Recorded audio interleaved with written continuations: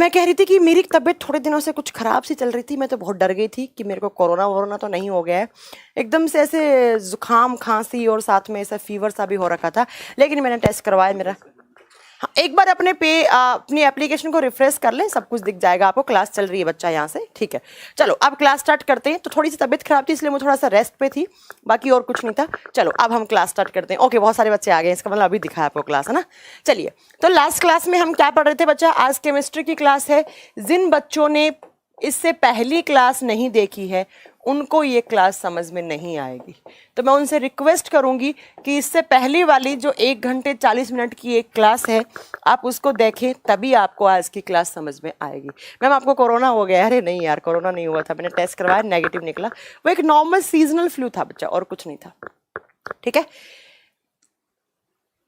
ठीक है, आप मुझे बहुत मिस कर रहे थे, क्या करें यार, मुझे एकदम, मैं खुद डर गई थी, है ना, बहुत ज़्यादा डर गई थी। मुझे लग रहा था कि मुझे कोरोना तो नहीं हो गया है, लेकिन बाद में देखा कोरोना नहीं था, मतलब नहीं था कोरोना, है ना। चलो अब स्टार्ट करते हैं। देखो अंजुमन, अगर आपके आज फर्स्ट क्लास है केमिस्ट्री की, इससे पहले एक एटॉमिक स्ट्रक्चर वाला क्लास है, वो आप देख लें, क्योंकि अगर वो क्लास नहीं देखेंगे तो आज की क्लास आपको समझ में नहीं आएगी, ठीक है बच्चा। तो आज की क्लास का चैप्टर हमारा जो प्रीवियस क्लास में चल रहा था वही आज है, और चैप्टर का नाम है एटॉमिक स्ट्रक्चर, और हिंदी में बोलते हैं हम परमाणु संरचना।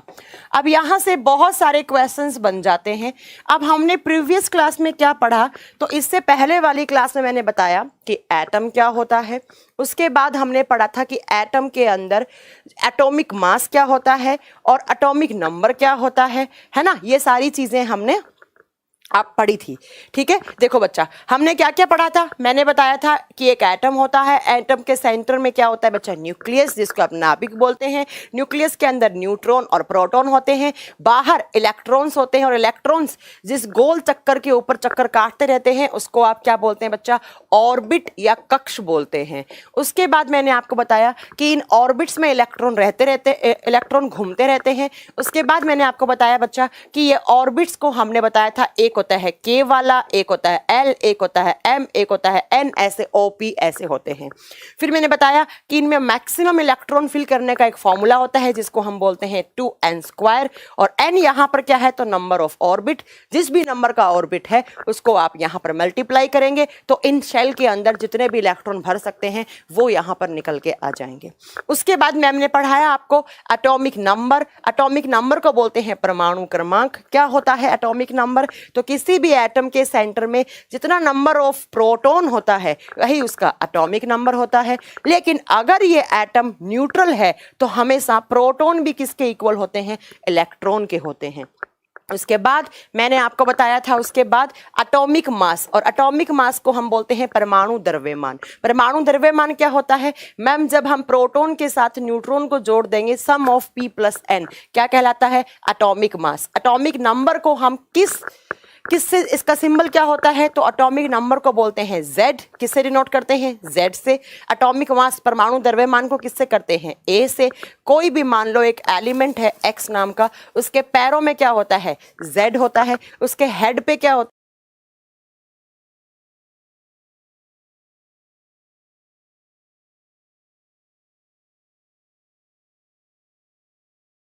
निकालेंगे। तो मैंने कहा था अगर न्यूट्रॉन निकालने हैं तो A - Z कर दो। न्यूट्रॉन निकालने के लिए क्या फॉर्मूला बन गया था हमारे सामने? कुछ पल्ले पड़ रहा है? सब कुछ पढ़ा चुकी हूँ, बार बार नहीं पढ़ाऊंगी, ठीक है।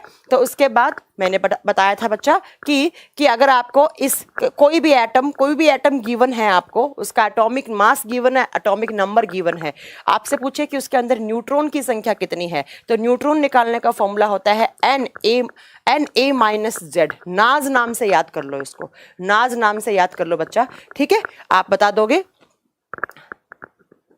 हाँ बिल्कुल रविंद्र, आप बिल्कुल सही बोल रहे हैं बच्चा, है ना। तो नास n, न्यूट्रॉन निकल के आ जाएगा। जो बड़े वाला वैल्यू है, जो सर पे लिखा हुआ है, उसमें पैर वाला वैल्यू माइनस कर दो, न्यूट्रॉन की संख्या निकल जाएगी। अब आप सोच रहे होंगे मैम प्रोटॉन की संख्या कैसे निकलेगी? तो बच्चा Z = क्या होता है? प्रोटॉन होता है, क्योंकि जितना प्रोटॉन होता है वही उसका क्या होता है? एटॉमिक नंबर होता है।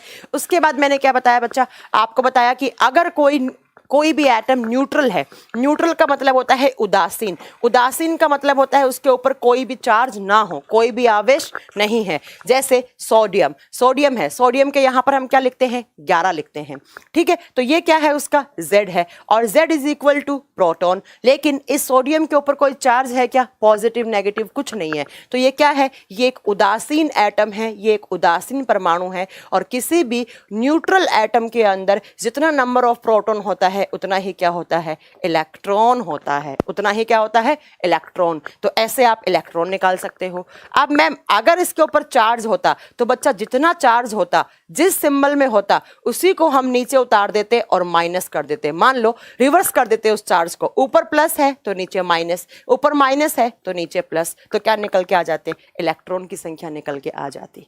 तो मुझे लगता है ये सब कुछ मैं पढ़ा चुकी हूं आपको, ठीक है, ये सब कुछ पढ़ा चुकी हूं। अब ये सब कुछ अगर आपको समझ में आया है तो ही आज की क्लास देखें आप, वरना प्रीवियस क्लास आप देखें तो आज की क्लास आपको समझ में आ जाएगी। अब स्टार्ट करते हैं आज की क्लास में हम क्या पढ़ेंगे। देखो बच्चा, आज की क्लास में मैं आपको 20 आप केमिस्ट्री पढ़ रहे हैं, chemistry is all about elements, तत्वों के बारे में पढ़ना केमिस्ट्री कहलाता है। तो आज की क्लास में मैं आपको 20 तक के एलिमेंट याद करवाऊंगी, उनके एटॉमिक नंबर, उनके एटॉमिक मास याद करवाऊंगी, ठीक है, उनको निकालने का फॉर्मूला बताऊंगी, ठीक है। हाँ मोनिका, मैंने देख लिया बच्चा, आपने बहुत ही अच्छे नोट्स बनाए हैं, thank you so much Monica, बहुत अच्छे नोट्स बनाए आपने बच्चा, thank you so much Monica, है ना। चलिए, तो आज की क्लास में मैं आपको बताऊंगी कि 20 तक के एलिमेंट को कैसे आप एटॉमिक नंबर, एटॉमिक मास के साथ याद कर सकते हैं। उसके बाद हम इन जो एटम होते हैं उनका इलेक्ट्रॉनिक कॉन्फ़िगरेशन बनाना सीखेंगे आज की क्लास में। देखो, आज की क्लास में आप मैं बोल रही हूँ, सिर्फ आप मेरे जहां से बस मैं लिख रही हूँ और मेरी बात बस कान से सुनो, कोई कमेंट मत करो, कुछ मत करो, क्योंकि ये क्लास बहुत टफ होने वाली है उन बच्चों के लिए जिन्होंने बिल्कुल केमिस्ट्री नहीं पढ़ी, जिनकी केमिस्ट्री 0 है, ठीक है बच्चा। चलो, हर चीज को 3 बार बताऊंगी, 3 बार के बाद जो समझ में नहीं आता है मेरी कोई गारंटी नहीं है, ठीक है। आप सुनो ध्यान से, क्या मत करो कमेंट, मैंने सबका गुड मॉर्निंग बोल दिया है, चुपचाप यहाँ बोर्ड पे देखो, क्योंकि क्लास बहुत जरूरी है। एनटीपीसी एनडीए सीडीएस वाले बच्चों के लिए तो इतनी जरूरी है कि यहाँ से क्वेश्चंस बनते ही बनते हैं। देखो बच्चा, क्या सबसे पहला आपसे कोई भी एक एलिमेंट दिया जाएगा, पूछेगा कि भाई इसका एटॉमिक मास कितना होता है। अब सबसे पहले हम लिखेंगे एटॉमिक नंबर। एटॉमिक नंबर का मतलब क्या होता है बच्चा, परमाणु संख्या। परमाणु संख्या, हमें आपकी मजबूरी है आपको पीरियोडिक टेबल, आवर्त सारणी का 1 नंबर से लेकर 20 नंबर तक के एलिमेंट आपको याद करने ही करने पड़ेंगे। वैसे स्टैंडर्ड तो 25-30 तक अगर आप याद कर लेना तो बहुत ही बढ़िया है, लेकिन चलो छोड़ो, आप 20 तक याद कर लो। आपको पीरियोडिक टेबल में हाइड्रोजन 1 नंबर पे कौन आता है, पीरियोडिक टेबल में आवर्त सारणी में 1 नंबर पे आता है हाइड्रोजन, हाइड्रोजन का सिंबल H होता है। 20 नंबर पे आता है कैल्शियम, Ca होता है। आपको हाइड्रोजन से कैल्शियम तक तो याद होने ही होने चाहिए अगर आप वनडे कंपटीशन एग्जाम दे रहे हैं। इसके अलावा कुछ ऐसे होते हैं, कॉपर हो गया, क्रोमियम हो गया, आयरन हो गया, गोल्ड हो गए, इनके भी आपको याद करने पड़ेंगे। मैं नाम नहीं लूंगी किसी का भी। पुष्पेंद्र, आप कैसी बात कर रहे हैं यार, मैं इतना इंपॉर्टेंट चैप्टर पढ़ा रही हूँ, आप बोल रहे हैं मुझे कि नाम ले लो। जिसको वॉइस ढंग से नहीं सुन रही है, एक बार लॉग आउट करके लॉग इन कर ले, सब कुछ ठीक है मेरी साइड से। चलो, 1 से लेकर 20 तक के एलिमेंट के एटॉमिक नंबर मतलब परमाणु संख्या याद होने चाहिए, और 1 से लेकर 20 तक के एलिमेंट्स का एटॉमिक मास भी आपको याद होना चाहिए। क्योंकि कभी कभी ना एटॉमिक मास दिया होता है, एटॉमिक नंबर दिया हुआ होता है, और आपसे पूछ लेते हैं बच्चा कि इसमें न्यूट्रॉन की संख्या कितनी है, तो अब आपको याद करना पड़ेगा। या एटॉमिक नंबर देगा, एटॉमिक मास देगा, पूछेगा इनमें प्रोटॉन, न्यूट्रॉन, इलेक्ट्रॉन की संख्या कितनी होती है। तो आपको अपने दिमाग में जो आपका पेपर सेट कर रहा है उसको ये लगता है कि आपको 20 तक के याद है, 20 से ज्यादा कभी नहीं पूछा जाता है, ठीक है। चलो, अब देखते हैं हम कैसे इनके एटॉमिक नंबर और कैसे हम इनके एटॉमिक मास याद कर सकते हैं। देखो, एटॉमिक नंबर तो बहुत सारे बच्चों ने रट्टा लगा रखा होगा, हाइड्रोजन, हीलियम, लिथियम, ऐसे किसी ने याद कर रखा होगा, लेकिन एटॉमिक मास कैसे याद करते हैं, इसके लिए 2 फॉर्मूले बनते हैं, जो फॉर्मूले आपकी 10th क्लास की एनसीईआरटी में दिया हुआ है। देखो बच्चा, अगर हम बात करते हैं एटॉमिक नंबर की, तो एटॉमिक नंबर को हम क्या बोलते हैं हिंदी में, परमाणु संख्या। क्या बोलते हैं बच्चा, परमाणु संख्या। और कहाँ से कहाँ तक? 1 से लेकर हमें 20 तक याद करने हैं, 1 से लेकर 20 तक याद करने हैं। अगर किसी एटम का, ध्यान से सुनना ये कॉन्सेप्ट, ठीक है, बार बार नहीं बताऊंगी। अगर किसी भी एटम का एटॉमिक नंबर है क्या? सम संख्या है। अब सम संख्या तो जानते होंगे, सम को हिंदी में सम संख्या मतलब 2, 4, 6, 8, 10, 12, 14, ठीक है। इंग्लिश में क्या बोलेंगे? अगर किसी भी एटम का एटॉमिक नंबर, ध्यान से सुनना, एटॉमिक नंबर इवन नंबर है। इवन नंबर, इवन का मतलब क्या होता है बच्चा? सम संख्या है। अगर सम संख्या है तो जितना एटॉमिक नंबर है, सबसे पहले तो उस एटॉमिक नंबर को लिखो और एटॉमिक नंबर को लिखकर उसको मल्टीप्लाई कर दो 2 से और आपके पास क्या निकल जाएगा? उस एटम का एटॉमिक मास निकल जाएगा। और एटॉमिक मास को हम क्या बोलेंगे? परमाणु द्रव्यमान बोलेंगे। नहीं समझ में आया? मत घबराओ, अभी बताते हैं। मैंने बोला कि कोई भी एक एटम है जिसका एटॉमिक नंबर इवन नंबर है। इवन का मतलब होता है बच्चा सम संख्या, 2, 4, 6, 8। तो अगर कोई ऐसा एलिमेंट है जिसका एटॉमिक नंबर 2, 4, 6, 8, 10, 12, 14 ऐसे है, तो अगर आपको उसका एटॉमिक मास पूछ ले तो आप क्या बोलोगे? जितना एटॉमिक नंबर है उसको जस्ट डबल कर दो, उसको मल्टीप्लाई कर दो 2 से, उसका क्या निकल जाएगा? एटॉमिक मास निकल जाएगा। जस्ट फॉर एग्जाम्पल, मान लो मैंने आपको बोला हीलियम। अब हीलियम कितने नंबर पे आता है बच्चा? 2 नंबर पर। तो हीलियम का एटॉमिक नंबर, परमाणु क्रमांक कितना हुआ? 2। अब मैंने पूछा हीलियम का एटॉमिक मास, परमाणु द्रव्यमान कितना हुआ? तो 2 क्या है? 2 एक सम संख्या है। तो सम संख्या वाले को क्या करेंगे हम? जस्ट डबल कर देंगे। तो जरा बताओ हीलियम का एटॉमिक मास कितना हो जाएगा? 4 हो जाएगा। क्या मेरी बात समझ में आई? मैंने बोला कोई भी एक ऐसा एटम है जिसका एटॉमिक नंबर, जिसका परमाणु क्रमांक सम संख्या है, इवन नंबर है, 2, 4, 6, 8, 10 है, तो उसका एटॉमिक मास जस्ट डबल हो जाता है। कितना? जस्ट डबल, ठीक है। जैसे किसी का 14 है तो कितना हो जाएगा? 28 हो जाएगा। किसी का 16 है तो कितना हो जाएगा बच्चा? 32 हो जाएगा। अभी याद करवाऊंगी आपको।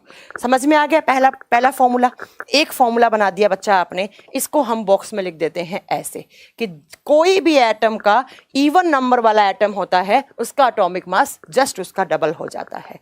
ये आपको पॉइंट समझ में आ गया। अब आप सोच रहे होंगे अगर मैम इवन नंबर, एक सेकेंड रुकेगा, हाँ, अगर मैम इवन नंबर ना हो, मतलब ऑड नंबर निकल जाए तो क्या होगा? तो उस चीज को भी सुन लो क्या होगा, उसको हम कैसे लिखेंगे। अगर यहाँ पर कोई भी एटॉमिक नंबर है वो विषम संख्या है, और विषम संख्या का मतलब क्या होता है बच्चा? कोई भी ऑड नंबर है, जैसे 3, 5, 7, 9, ये सब तो बच्चों वाली बातें होती है, आप जानते ही हैं, ठीक है। तो उसका एटॉमिक मास कैसे निकलेगा? तो आपको क्या करना है, उसका एटॉमिक नंबर और एटॉमिक नंबर को जस्ट डबल करना है, 2 से मल्टीप्लाई करना है, और मल्टीप्लाई करने के बाद +1 ऐड कर देना है, 1 जोड़ देना है आपको। +1 जोड़ते ही उसका क्या निकल जाएगा? उसका एटॉमिक मास निकल जाएगा। क्या निकल जाएगा? उसका एटॉमिक मास, जिसको हम क्या बोलते हैं? परमाणु द्रव्यमान, जिसको हम क्या बोलते हैं? परमाणु द्रव्यमान। एक फॉर्मूला हमारे पास ये आ गया। अगर कोई भी एटम आपको गिवन है, उसका एटॉमिक नंबर क्या है? आप बताओगे ऑड नंबर में दिया हुआ है, विषम संख्या है, जैसे 3, 5, 7, 9, 11 ऐसे, तो उसका एटॉमिक मास पूछ ले तो आपको क्या करना है? उसका एटॉमिक नंबर लिखना, उसको डबल करना और एक प्लस में 1 जोड़ देना, 1 जोड़ देना, उसका एटॉमिक मास, उसका परमाणु द्रव्यमान निकल आएगा। तो एक फॉर्मूला ये हो गया, एक फॉर्मूला ये हो गया। जैसे आप जानते हैं लिथियम, लिथियम का एटॉमिक नंबर कितना होता है? 3, और 3 क्या है? एक ऑड नंबर है, एक विषम संख्या है। तो मैंने पूछा लिथियम का मुझे एटॉमिक मास, परमाणु द्रव्यमान बताओ, तो आप क्या बताओगे? लिथियम का 3 है, 3 का डबल कितना हो गया बच्चा? 3 में 3 जोड़ोगे 6 हो गया, और 6 के साथ एक और जोड़ दोगे तो कितना? 7। तो लिथियम का एटॉमिक मास कितना निकल के आ जाएगा? 7 निकल के आ जाएगा। ऐसे ही मान लो कोई भी 9 नंबर वाला आपका एटम है, कोई 9 नंबर है, मान लो 9 नंबर एटॉमिक नंबर दे दिया, आपसे पूछा इसका एटॉमिक मास बताओ, तो 9 + 9 कितना हो गया बच्चा? 18, और प्लस आपने क्या जोड़ दिया बच्चा? 1 और जोड़ दिया। तो 9 नंबर पे जो भी एटम होगा उसका एटॉमिक मास कितना होना चाहिए? 19 होना चाहिए। क्या होना चाहिए? 19 होना चाहिए। ये एप्लीकेबल होता है सिर्फ 1 से लेकर 20 एलिमेंट तक, हाइड्रोजन से लेकर कैल्शियम तक ही अप्लाई होता है। हाँ, 9 नंबर पे फ्लोरीन होता है बच्चा, मुझे पता है ओम, ठीक है। तो ये अप्लाई होता है 1 से लेकर 20 तक। लेकिन मैंने आपको बताया था chemistry is all about exceptions. Chemistry का मतलब ही होता है अपवाद। ये फॉर्मूले कोई स्टैंडर्ड फॉर्मूले नहीं होते हैं। यहाँ पर 4 ऐसे एलिमेंट होते हैं जो इन फॉर्मूलों को फॉलो नहीं करते, इनके एक्सेप्शंस निकलते हैं 4। कौन कौन से एलिमेंट, वो लिख लो बच्चा। एक्सेप्शन का मतलब होता है अपवाद, और अपवाद का मतलब है जो इन फॉर्मूलों के ऊपर काम ना करे, जो इन फॉर्मूलों के ऊपर काम ना करे। याद मैं करवाऊंगी भी, रुको तो सही। जो इन फॉर्मूलों के ऊपर काम ना करें, ये फॉर्मूले कौन कौन से एलिमेंट के ऊपर काम नहीं करते, आप लिख लो। सबसे पहला है हाइड्रोजन, हाइड्रोजन के ऊपर काम नहीं करेगा।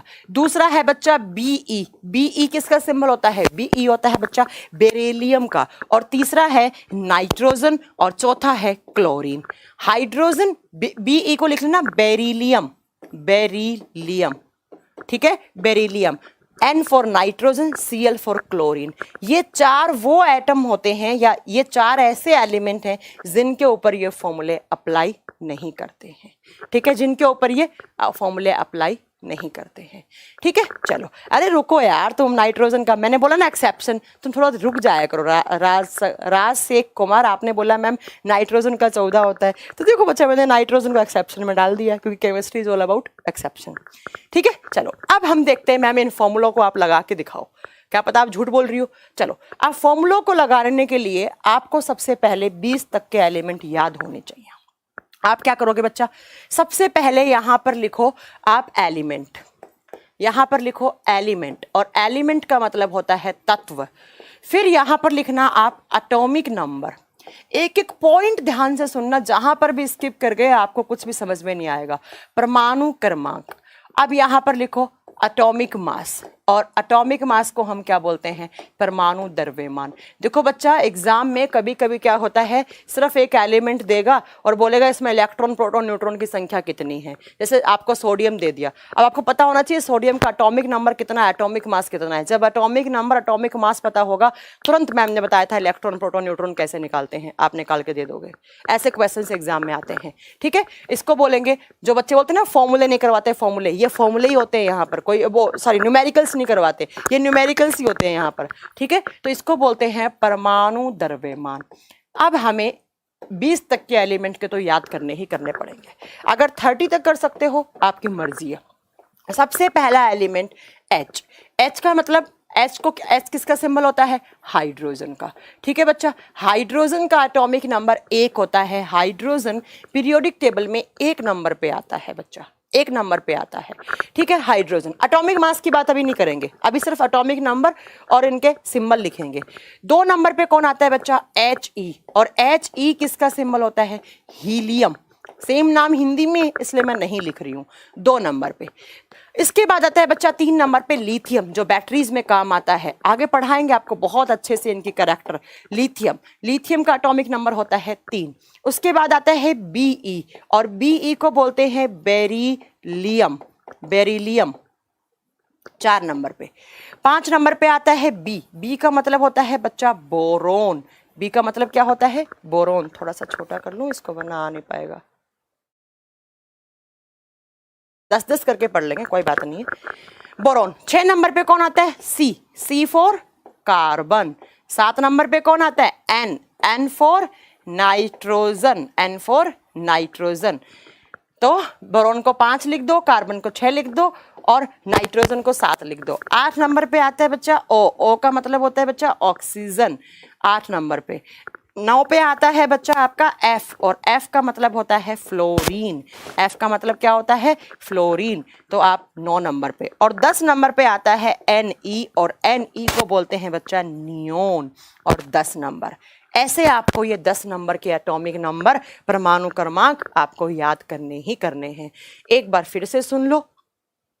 1 नंबर पे हाइड्रोजन, जिसका सिंबल H होता है, और हाइड्रोजन बेचारा एक ऐसा तत्व है इकलौता जिसका प्लेस ही नहीं पता। हाँ, लिथियम सबसे हल्की मेटल होती है, ये सब बातें नहीं कर रहे हम सिर्फ एलिमेंट के नाम याद कर रहे हैं। 1 नंबर पे hydrogen, helium, lithium, beryllium, boron, carbon, nitrogen, oxygen, fluorine, neon. ये 10 नंबर तक इनके क्या हो गए बच्चा, एटॉमिक नंबर हो गए। ये क्या है इनके बताओ, ए है या जेड? जेड है, क्योंकि एटॉमिक नंबर को किससे लिखते हैं हम, जेड से। अब हम बात करेंगे इनके एटॉमिक मास की।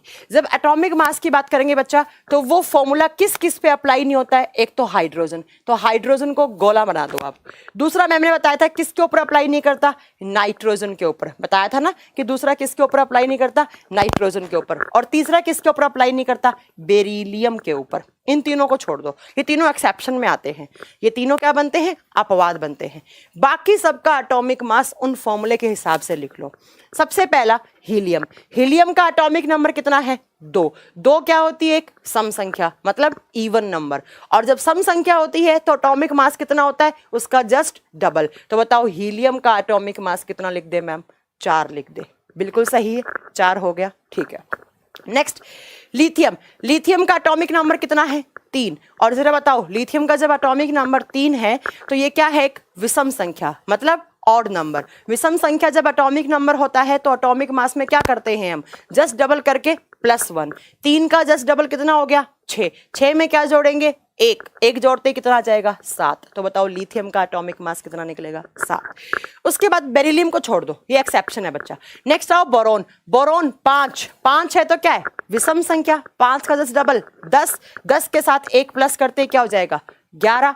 उसके बाद बच्चा कार्बन, कार्बन 6 है, 6 एक सम संख्या होता है, एक इवन नंबर होता है, तो कितना हो जाएगा, जस्ट डबल कार्बन का, कितना, 12। उसके बाद नेक्स्ट आता है, नाइट्रोजन को छोड़ दो एक बार, ऑक्सीजन, ऑक्सीजन का 8 है, 8 एक क्या है, सम संख्या, तो जस्ट डबल करेंगे तो कितना हो जाएगा, 16 हो जाएगा। 9 नंबर पे कौन है, फ्लोरीन, फ्लोरीन मतलब 9 नंबर। 9 नंबर क्या है, एक विषम संख्या है, विषम संख्या है, और नंबर है। विषम संख्या के टाइम पर क्या करते हैं, जस्ट डबल करके एक प्लस, तो 18 और 1 प्लस 19 हो जाएगा बच्चा। नेक्स्ट है नियोन, नियोन 10 नंबर पर है, सम संख्या है, 10 है तो जस्ट डबल, तो कितना हो जाएगा इसका, 20। तो आपसे एग्जाम में डायरेक्टली क्वेश्चन पूछ लेगा बच्चा। अब देखो मैम इतनी क्यों गाथा बता रही हैं, मुझे पता है बहुत सारे बच्चों को तो ये आता ही होगा पहले से, लेकिन बेटा एग्जाम में ऐसे नहीं आएगा। एग्जाम में कैसे क्वेश्चन पूछेगा, एग्जाम में क्वेश्चन पूछेगा कि कोई भी एक एक्स नाम का एलिमेंट है जिसका एटॉमिक मास 16 है, तो उसमें इलेक्ट्रॉन, प्रोटॉन, न्यूट्रॉन की संख्या बताओ। ये एग्जाम में क्वेश्चन, बच्चे बोलते हैं न्यूमेरिकल आ गया, ये कोई न्यूमेरिकल है क्या, ये तो कॉन्सेप्ट से समझाया था मैम ने। देखो आपसे एग्जाम में कैसे क्वेश्चन आया, एग्जाम ने पूछा आपसे कि भाई कोई एक्स नाम का एलिमेंट है जिसका एटॉमिक नंबर 16 है। 16 क्या दिया उसने, Z दिया, और Z इज इक्वल टू क्या, P, और P is equal to in neutral case किसके इक्वल होता है, E के। तो जरा बताओ यहाँ पर प्रोटॉन 16 क्या दिया, उसका एटॉमिक मास दिया, याद रखना। सॉरी 16 तो एटॉमिक मास बोला है ना मैंने, अगर आपको मैंने मास बोला है तो देखो, हाँ अगर 16 एटॉमिक मास दिया है किसी का, एटॉमिक मास का मतलब क्या है, ए। अब 16 एटॉमिक मास किसका होता है बच्चा, 16 एटॉमिक मास ऑक्सीजन का होता है, मैम ने आपको बताया था, ठीक है। अब 16 एटॉमिक मास है ऑक्सीजन का, तो एटॉमिक नंबर क्या होगा, जस्ट उसका हाफ। क्यों, क्योंकि 16 क्या है, 16 मैम एक सम संख्या है। तो इस एटम का Z कितना होना चाहिए, Z मैम आप बता दोगे, यहाँ पर कितना होना चाहिए आप बताओगे 8, और Z is equal to P, और P is equal to E। क्यों, क्योंकि मैम ये आपको यहाँ पर चार्ज नहीं दिया इस एटम के ऊपर।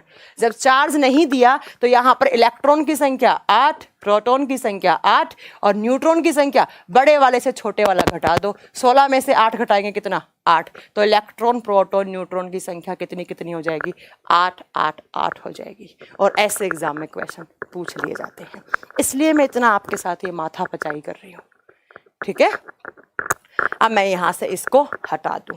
अब सुनो बच्चों, अब मैंने यहां पर ये तो बता दिया कि सम संख्या है तो जस्ट डबल, विषम संख्या है तो जस्ट डबल करके +1 ऐड कर देना है, 1 जोड़ देना है। अब 3 एक्सेप्शन वाले थे, उनको देखो बच्चा कैसे, अलग कलर के पेन से दिखाती हूँ आपको।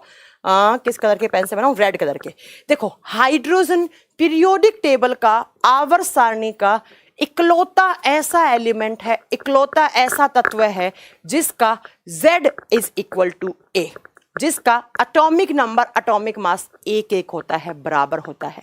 लास्ट क्लास याद है ना, मैंने कहा था एटॉमिक मास हमेशा बड़ा होता है एटॉमिक नंबर से, लेकिन कभी कभी वो बराबर भी होता है। और किसके केस में बराबर होता है बच्चा, किसके केस में बराबर होगा, आप बताओगे, वो हाइड्रोजन के केस में। तो आप यहाँ पर लिखोगे कि हाइड्रोजन का एटॉमिक नंबर भी एक और हाइड्रोजन का एटॉमिक मास भी एक ही होता है, एक ही होता है। क्लास का टाइम टेबल 11:30 से था बच्चा, मैंने तो 11 बजे से स्टार्ट कर रखी है क्लास, 11:30 से कब था? ओहो, अगर 11:30 से कुछ हुआ है तो आप प्लीज देख लेना। अब देखो बच्चा, ये जो बेरिलियम होता है ना, उसका एटॉमिक नंबर एक सम संख्या होता है, लेकिन ये एक्सेप्शन बनता है। अगर उस रूल को फॉलो करेंगे हम तो 4 का जस्ट डबल कितना हो जाएगा, 8। लेकिन यहाँ पर बेरिलियम एक्सेप्शन, अपवाद बनता है, इसलिए बेरिलियम का एटॉमिक नंबर 9 होता है। 9 याद करना पड़ेगा आपको। अच्छा, शेड्यूल में 11:30 दिया था, ओहो, फिर तो आपकी क्लास छूट गई। फिर जो बच्चे अभी आए हैं वो इस क्लास को ना देखें, उन्हें समझ में नहीं आएगा कुछ भी, वो बाद में देख लेंगे, ठीक है? बाद में देखना, आप कुछ मिस्टेक हो गई होगी, ठीक है? अब देखो बच्चा, नेक्स्ट है नाइट्रोजन। नाइट्रोजन बताओ, नाइट्रोजन क्या है? 7 नंबर। 7 क्या होता है? एक विषम संख्या। तो नाइट्रोजन का अगर उस फॉर्मूले के हिसाब से देखेंगे बच्चा, तो इसका एटॉमिक मास कितना निकलेगा बच्चा? 7। 7 का डबल 14, और विषम संख्या है तो 1 जोड़ देंगे तो कितना? 15। लेकिन बच्चा यहाँ पर नाइट्रोजन का एटॉमिक मास 14 होता है। तो ये लाल पेन वाले क्या बन गए बच्चा? एक्सेप्शन बन गए, ठीक है? एक हाइड्रोजन का एटॉमिक नंबर, एटॉमिक मास 1 होगा बच्चा। बेरिलियम का, अब एग्जाम में ऐसे ही क्वेश्चन आते हैं कि सम संख्या और विषम संख्या के लिए जो हमने फॉर्मूले बनाए हैं एटॉमिक मास निकालने के लिए, उसका एक्सेप्शन कौन कौन से एलिमेंट बनते हैं? तो बताओ बच्चा आप, कौन कौन से एलिमेंट एक्सेप्शन बन गए? हाइड्रोजन बन गया, बेरिलियम बन गया, एंड नाइट्रोजन बन गया, एंड नाइट्रोजन बन गया। प्लीज मैं एक बार शेड्यूल में चेक करवा के आती हूँ। क्या आपने आज शेड्यूल में 11:30 टाइमिंग लगा रखी थी मेरी क्लास की होम पेज पे? बच्चे आप आए हैं यार, तुम ना, कोई बात नहीं। अगर आपको समझ में नहीं आ रहा तो प्लीज ये आप क्लास बाद में देख लेना, क्योंकि पीछे का कॉन्सेप्ट नहीं समझ में आएगा, आप कुछ नहीं कर पाओगे आज की क्लास में, ठीक है? प्लीज पुष्पेंद्र, ठीक है? चलो, ये 10 तक के एलिमेंट हो गए, याद करवा दिए, याद हो जाएंगे ना? कुछ पल्ले पड़ा, समझ में आया कैसे निकालना है? सम संख्या है तो जस्ट डबल कर देना है, विषम संख्या है डबल करके 1 जोड़ देना है। लेकिन अपवाद बना हाइड्रोजन, अपवाद बना बेरिलियम, और अपवाद बना कौन? तो आप बता दोगे मैम बेरिलियम का कैसे होगा? बच्चा अपवाद है इसलिए मैंने बोल दिया। और तीसरा कौन सा बना? आप बता दोगे नाइट्रोजन। हो गया? चलो, अब चलो नेक्स्ट। ब्रिजू आप ज्यादा ना बोले, कोई बात नहीं, होगी। हाँ, हितेश परमार, आपको मैं फॉर्मूला बता चुकी हूँ पहले ही, आप क्लास बाद में देखना, ठीक है? जिन बच्चे लेट आए हैं प्लीज वो क्लास बाद में देखें। चलो, अब हम 11 से वापस लिखें, ये 10 तक के एलिमेंट हो गए। अब चलते हैं हम नेक्स्ट 11 नंबर के एलिमेंट पे। ऐसा कैसा? 11 से लेकर 20 तक के लिखेंगे, फिर निकालेंगे इनके, ठीक है? फिर निकालेंगे। तो चलो, 11 नंबर पे कौन आता है जरा बताओ जल्दी से, कोई बता सकता है 11 नंबर पे कौन आता है? 11 नंबर पे आता है Na, और Na का मतलब होता है सोडियम। सोडियम लैटिन लैंग्वेज में नेट्रियम बोलते हैं इसको, तो वहीं से इसका सिंबल बना Na। कितने नंबर पर? 11 नंबर पर। 12 नंबर पे कौन आता है? आप बताओगे Mg, और Mg का मतलब होता है मैग्नीशियम। मैं एक बार फिर रिक्वेस्ट कर रही हूँ, जो बच्चे अभी आए हैं वो क्लास ना देखें, मैग्नीशियम। 13 पे आता है एल्यूमिनियम, Al, एल्यूमिनियम, एल्यूमिनियम कितने पे? 13 पर। 14 पे आता है बच्चा Si का मतलब होता है सिलिकॉन, तो कितना लिख दूं? 14। उसके बाद आता है, हाँ 13 पर एल्यूमिनियम, बिल्कुल सही कह रहे हैं आप। प्लीज जो बच्चे अभी आए हैं वो क्लास ना देखें, उनको समझ में नहीं आएगा। उसके बाद आता है बच्चा 15 पर कौन? पी का मतलब होता है फॉस्फोरस, हिंदी में इसलिए नहीं लिख रही हूँ, सेम नाम होते हैं। कितना? 15। 16 पे कौन आएगा बच्चा? इधर से लिखूं, हाँ जी, 16 पे कौन आता है? एस का मतलब क्या होता है? सल्फर। एस का मतलब होता है सल्फर। कितने पे? 16 पर। उसके बाद 17 पे कौन आता है? Cl का मतलब होता है बच्चा क्लोरीन, और क्लोरीन कितने नंबर पे? 17 मतलब 17, ठीक है? 18 पे कौन आता है? आर का मतलब होता है बच्चा आर्गन, कितने नंबर पर? 18 पे। उसके बाद 19 पे आता है के फॉर काजल नहीं, के K4 क्या लिखोगे? K4 लिखेंगे हम पोटेशियम। K4 क्या लिखेंगे हम? पोटेशियम। रुको थोड़ा सा इसको सही करते हैं बच्चा।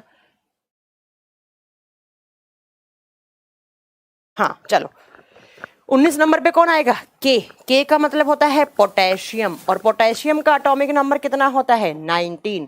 और 20 पे आता है Ca, और Ca का मतलब क्या होता है बच्चा? कैल्शियम, और कैल्शियम का कितना हो गया? 20। ठीक है, ऐसे आपको याद करने पड़ेंगे 20, इसमें मैं कुछ नहीं कर सकती। अरे होगी यार गलती, बार बार क्या बोल रहे हैं 11:30 11:30, बाद में ले लेना क्लास, क्या हो गया? और किसी को समझ में आ रहा है तो यहाँ से देख लो, बार बार क्या लिख रहे हो आप यहाँ पर। चलो अब देखते हैं बच्चा, गलती हो गई, आगे से हम ध्यान रखेंगे, मैनेजमेंट को मैंने बोल दिया, डांट भी दिया है। चलिए अब देखो बच्चा, 11 नंबर पे कौन है? सोडियम। 10 तक हम कर चुके हैं, ध्यान से सुन लो एक एक पॉइंट। 11 नंबर पे कौन है? सोडियम। सोडियम 11 है। 11 क्या होता है? एक विषम संख्या होती है, और जब किसी एटम का एटॉमिक नंबर विषम नंबर हो तो हम उसका एटॉमिक मास कैसे निकालते हैं? जस्ट डबल करके 1 प्लस। तो बताओ 11 का डबल कितना होगा? 22, और 22 में 1 जोड़ोगे तो कितना आएगा? 23। तो सोडियम का एटॉमिक नंबर 11 और एटॉमिक मास कितना बच्चा? 23। ध्यान से सुनना, न्यूमेरिकल करवाऊंगी अभी, 3-4 क्वेश्चन आपसे पूछूंगी। मैग्नीशियम 12 है। 12 क्या होता है? एक सम संख्या। जब इवन नंबर में एटॉमिक नंबर होता है तो क्या होता है? Atomic mass just double. तो 12 का डबल कितना हो गया बच्चा? 24 हो गया। 13 क्या है? एक विषम संख्या। विषम संख्या होता है एटॉमिक नंबर, तो जस्ट डबल करके 1 प्लस कर देते हैं, तो कितना हो जाना चाहिए बच्चा? 26 + 1 27। सही चल रहा है आप लोगों का मामला? बिल्कुल सही चल रहा है, जो पहले से देख रहा है उसको समझ में आएगा। सिलिकॉन 14 है। 14 का डबल होगा क्योंकि सम संख्या है, तो कितना हो जाएगा बच्चा? 28 हो जाएगा। फॉस्फोरस 15 है। 15 का डबल 30, और 1 जोड़ देंगे क्या हो जाएगा? 31 हो जाएगा। सल्फर क्या है? सल्फर 16 है। 16 का डबल कर दो 32। उसके बाद नेक्स्ट है क्लोरीन। क्लोरीन तो मैम एक्सेप्शन बना था। क्लोरीन का एटॉमिक मास डेसिमल में होता है 35.5 होता है, इसको एक्सेप्शन लिख दो। मैंने इसको बॉक्स में बना दिया। बॉक्स का मतलब है, मैंने कहा था हाइड्रोजन, नाइट्रोजन, बेरिलियम और क्लोरीन चारों एक्सेप्शन में आते हैं। ठीक है बच्चा। चल नेक्स्ट चलो, आर्गन। आर्गन 18 है। 18 क्या होता है? एक सम संख्या। सम संख्या है तो क्या हो जाएगा? Just double. 18 का डबल कितना होगा? 36। पोटेशियम 19। 19 का मतलब क्या है? विषम संख्या। विषम संख्या होता है तो क्या करते हैं? डबल करके 1 जोड़ देते हैं, तो कितना आएगा? 39। ठीक है। कैल्शियम, कैल्शियम का कितना है बच्चा? 20। 20 है तो जस्ट डबल कर दो, कितना? 40। ये लो आपको 20 तक के एटॉमिक नंबर और एटॉमिक मास मैंने आपको याद करवा दिया। ठीक है। बेरिलियम एक्सेप्शन कैसे होगा बच्चा? बेरिलियम कितने नंबर पे आता है? Hydrogen, helium, lithium, beryllium. तो जरा बताओ, बेरिलियम 4 नंबर पे, तो बेरिलियम का जस्ट डबल होना चाहिए, कितना? 8, क्योंकि 4 क्या? एक सम संख्या। और जबकि आपको मैंने बताया है कि बच्चा बेरिलियम का होना चाहिए इस फॉर्मूले के हिसाब से 4 है बच्चा। बेरिलियम एक्सेप्शन क्यों नहीं बनेगा? तुमके दिमाग से पैदल हो क्या? किसने बोला ये कमेंट? देखो बेरिलियम कितने नंबर पे आता है? 4 नंबर पे। 4 क्या होता है? एक सम संख्या। तो बेरिलियम का जस्ट डबल कितना होना चाहिए? 8 होना चाहिए, जबकि बेरिलियम का 9 होता है। कौन ये पागल है जिसको सम संख्या विषम संख्या में अंतर नहीं पता? ठीक है, ये आपको ऐसे निकाल लेना है। अब मैम ये आप इतनी गाथा क्यों बता रही हो? एग्जाम में कैसे क्वेश्चन आएगा? भाई किसी के दिमाग में आ सकता है कि क्यों इतना मैम कॉम्प्लिकेटेड कर रही है चीज़ों को। देखो बच्चा, एग्जाम में कैसे क्वेश्चन आएगा, इस चीज़ को थोड़ा सा मैम ऊपर कर दे। अरे कुछ समझ में आ रहा है क्या तुम लोगों को? मैम चार्ज का क्या मतलब? पंकज पेशेंस रखो। चार्ज का मतलब होता है या तो वो इलेक्ट्रॉन डोनेट करेगा। जब डोनेट करते हैं मैम, क्लोरीन पर -1 चार्ज कैसे आता है? रुको यार, वो उसकी वैलेंसी होती है। -1 उसकी वैलेंसी होती है बच्चा। अभी रुको यार, सब बताएंगे। ठीक है अंकित, सब एक एक चीज समझ में आएगा आपको। देखो क्लोरीन के ऊपर माइनस चार्ज होता है, तो माइनस का मतलब होता है इलेक्ट्रॉन रिसीव करना। जितना चार्ज है उतने इलेक्ट्रॉन लेगा। और क्लोरीन जब भी कोई केमिकल रिएक्शन में पार्ट लेता है तो वो 1 इलेक्ट्रॉन को रिसीव करता है, उसको प्राप्त करता है। इसलिए उसको देखो, पॉजिटिव का मतलब होता है डोनर, और डोनर का मतलब होता है धनात्मक, जो अपने इलेक्ट्रॉन डोनेट करके अपने ऊपर पॉजिटिव चार्ज ले आए। ठीक है बच्चा। एक होता है नेगेटिव। नेगेटिव का मतलब होता है ऋणात्मक। ऋणात्मक, ठीक है, इलेक्ट्रॉन एक्सेप्ट करना। तो एक बच्चे ने मुझसे पूछा कि क्लोरीन के ऊपर -1 लिखा हुआ होता है, माइनस लिखा हुआ होता है, उसका मतलब क्या होता है? तो बच्चा माइनस का मतलब होता है क्लोरीन के ऊपर कि वो एक इलेक्ट्रॉन को अपने पास खींचता है और उसका ऑक्टेट कंप्लीट हो जाता है और वो केमिकल बॉन्डिंग में पार्ट लेने लग जाता है। ठीक है, ये सब आगे आएगा, वैलेंसी वाले चैप्टर में आएगा। थोड़ा रुको, थोड़ा रुको, ठीक है, इतना आगे मत चलो। आप तो ये बताओ जितना मैंने पढ़ाया उतना समझ में आया कि नहीं आया? ठीक है, इतना समझ में आया? आप चलें आगे। चलो अब मैं बताती हूँ कि एग्जाम में क्वेश्चन कैसे आता है।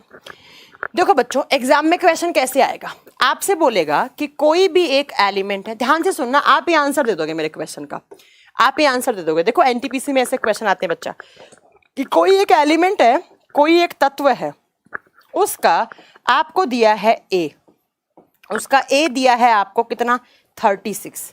तो आपसे पूछेगा कि उसका ए का मतलब क्या है बच्चा, ए क्या होता है, जल्दी बताओ, ए क्या होता है मैम? Atomic mass. भाई मैम बता चुकी हैं ए क्या होता है, एटॉमिक मास। और एटॉमिक मास को हम क्या बोलते हैं?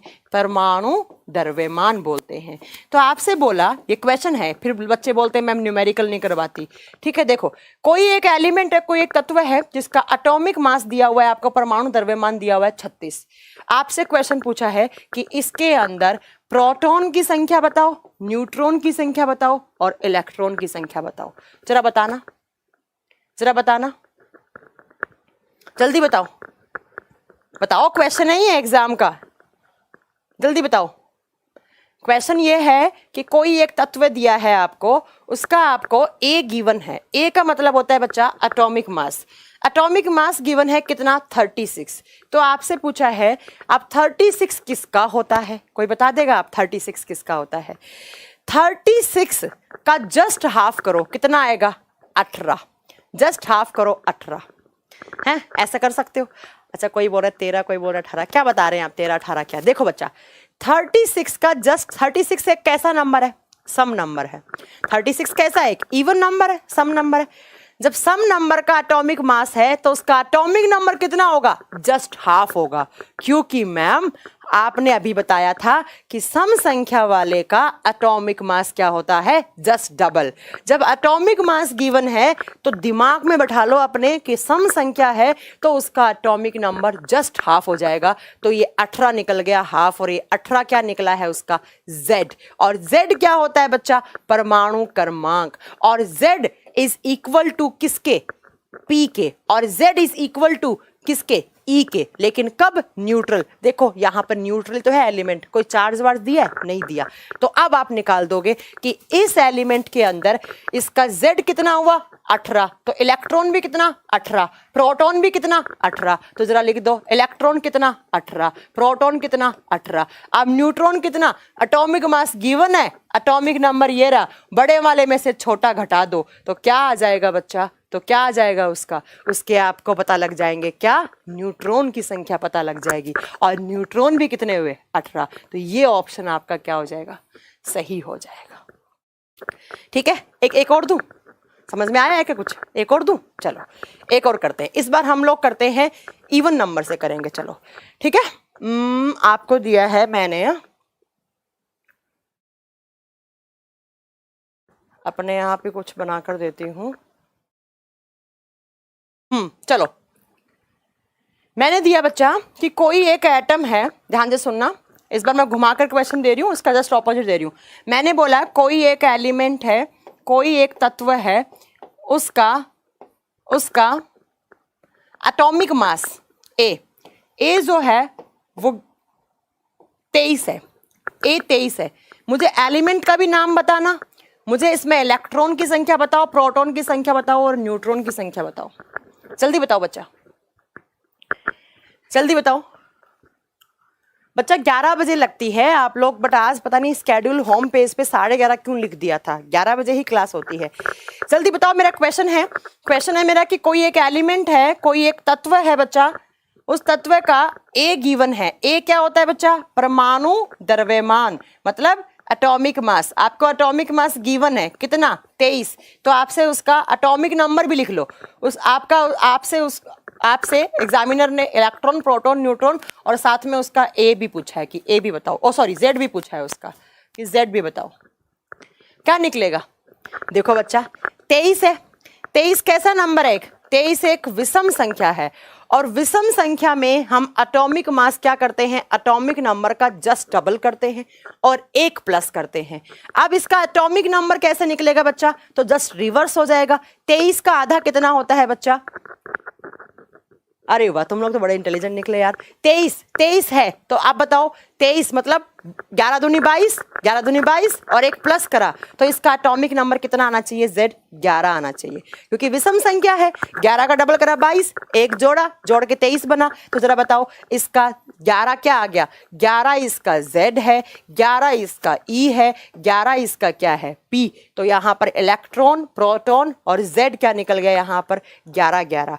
अब न्यूट्रॉन कैसे निकाल दोगे, ऊपर वाले में से नीचे वाला, A गिवन है 23 माइनस क्या कर दिया 11, तो क्या निकल गए यहाँ पर न्यूट्रॉन कितने 12। तो क्या हो गया यहाँ पर 11 इलेक्ट्रॉन, 11 प्रोटॉन, Z भी 11 और न्यूट्रॉन कितने 12। एक बार कमेंट करके बता दो क्या निकाल दोगे ऐसे एग्जाम में कभी आगे, तो निकाल दोगे, जल्दी बता दो, निकाल दोगे, निकाल दोगे, प्लीज जल्दी कमेंट करो। जो 11 बजे से क्लास देख रहा है वो निकाल देगा, 11:30 वाले बच्चों वो आप रहने दो, कोई बात नहीं अगर आपको नहीं समझ में आ रहा तो। Yes you are first Rohit, आपने सबसे पहले, ओके चलो, yes ma'am yes ma'am yes ma'am, ठीक है। तो ऐसा तो नहीं है जो आर्ट्स वार्ट्स से उनको समझ में नहीं आ रहा हो, ठीक है। अरे वाह यार तुम लोगों ने तो यस यस यस करके, कुछ नहीं करना है बच्चा। अगर एटॉमिक नंबर सम संख्या है तो जस्ट डबल कर देना है एटॉमिक मास, विषम संख्या है डबल करके +1 कर देना है। एटॉमिक मास गिवन है तो बच्चा वैसे ही निकाल दो, देखो एटॉमिक मास सम संख्या है या विषम है। अगर सम है तो हाफ करते ही उसका एटॉमिक नंबर आ जाएगा, और अगर विषम है तो हाफ मतलब 1 माइनस कर दो और उसका हाफ कर दो, बस। क्योंकि 1 प्लस किया था आपने एटॉमिक मास निकालने के लिए, और एटॉमिक नंबर निकालने के लिए -1 करके आधा कर दो, ये लो बच्चा हो जाएगा, ठीक है। तो ऐसे आपको इनके याद रखने हैं 1 से लेकर 20 तक, 1 से लेकर 20 तक, ठीक है बच्चा। चलो अब चलते हैं हम इसके बाद। अच्छा आर्ट्स वालों को भी समझ में आ रहा है, ठीक है बच्चा, ओके चलो। अब हम नेक्स्ट चैप्टर, थोड़ा सा इससे ऊपर का लेवल, अब हम पढ़ेंगे बच्चा electronic configuration. Electronic configuration, again कोई कमेंट नहीं करना अगले जब तक आपकी क्लास चलती है तब तक, बस चुपचाप। विनय आप वापस क्लास देख लेना, आपको समझ में आ जाएगा। आपको 20 तक ही याद करने हैं, ठीक है, 20 तक याद रखना है। इलेक्ट्रॉनिक कॉन्फ़िगरेशन, कॉन्फ़िगरेशन, ठीक है। हिंदी में क्या बोलेंगे इसको, इलेक्ट्रॉनिक विन्यास। बहुत अच्छा चैप्टर है, बहुत सारे बच्चों को समझ में भी नहीं आता है, कुछ कुछ को आ भी जाएगा, लेकिन कभी कभी यहाँ से क्वेश्चन बन जाते हैं। इलेक्ट्रॉनिक विन्यास शॉर्ट फॉर्म में जब भी मैं लिखूं EC, EC का मतलब समझ जाना, मैम ने लिखा है इलेक्ट्रॉनिक कॉन्फ़िगरेशन। मैम ने क्या लिखा है, इलेक्ट्रॉनिक कॉन्फ़िगरेशन। अब ये इलेक्ट्रॉनिक कॉन्फ़िगरेशन क्या होता है बच्चा, इलेक्ट्रॉनिक का मतलब होता है इलेक्ट्रॉन। मैं आपके कमेंट्स नहीं देखूंगी, अभी डाउट होंगे लास्ट में ले लूंगी। इलेक्ट्रॉन, ठीक है। कॉन्फ़िगरेशन का मतलब होता है डिस्ट्रीब्यूशन, और डिस्ट्रीब्यूशन का मतलब होता है बांटना, इलेक्ट्रॉन को अलग अलग शेल के अंदर बांटना। मैंने कहा था कि कोई भी एटम है उसके इलेक्ट्रॉन न्यूक्लियस के बाहर जो सर्कुलर पाथ होते हैं उनको हम ऑर्बिट या कक्ष बोलते हैं, उनके अंदर ऐसे इलेक्ट्रॉन रहते हैं। तो इन्हीं इलेक्ट्रॉन को हम कैसे अलग अलग ऑर्बिट के अंदर या कैसे अलग अलग शेल के अंदर बांटते हैं, वही हमें सीखना है। हमें एलिमेंट्स का जो इलेक्ट्रॉन है उनका डिस्ट्रीब्यूशन समझना है कि कैसे उनको अलग अलग ऑर्बिट्स के अंदर हम बांट सकते हैं, ठीक है बच्चा। बहुत अच्छा चैप्टर है। केमिस्ट्री से जिन्होंने केमिस्ट्री ले रखे होगी 11वीं 12वीं क्लास में, उनको तो समझ में ऐसे ही आ जाएगा, ठीक है, उनको तो बच्चों वाला लेवल लगेगा। लेकिन जिन्होंने नहीं पढ़ी है उनके लिए थोड़ा सा टफ लगेगा, लेकिन आराम से समझोगे सब समझ में आ जाएगा। देखो बच्चा, क्या ध्यान से सुनना, मैंने आपको एक चीज बताई थी कि ऐसे, ये क्या हो गया भाई साहब, एक सेकेंड रुकना, कौन सा बटन दब गया मुझसे।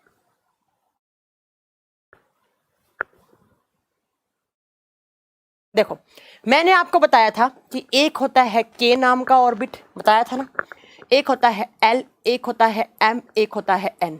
बाद में OP ऐसे चलते रहते हैं। आप OP को छोड़ दो, वो आगे का बात है, उसको छोड़ दो। अभी मैंने बताया था एक होता है K, एक होता है L, एक होता है M, एक होता है N।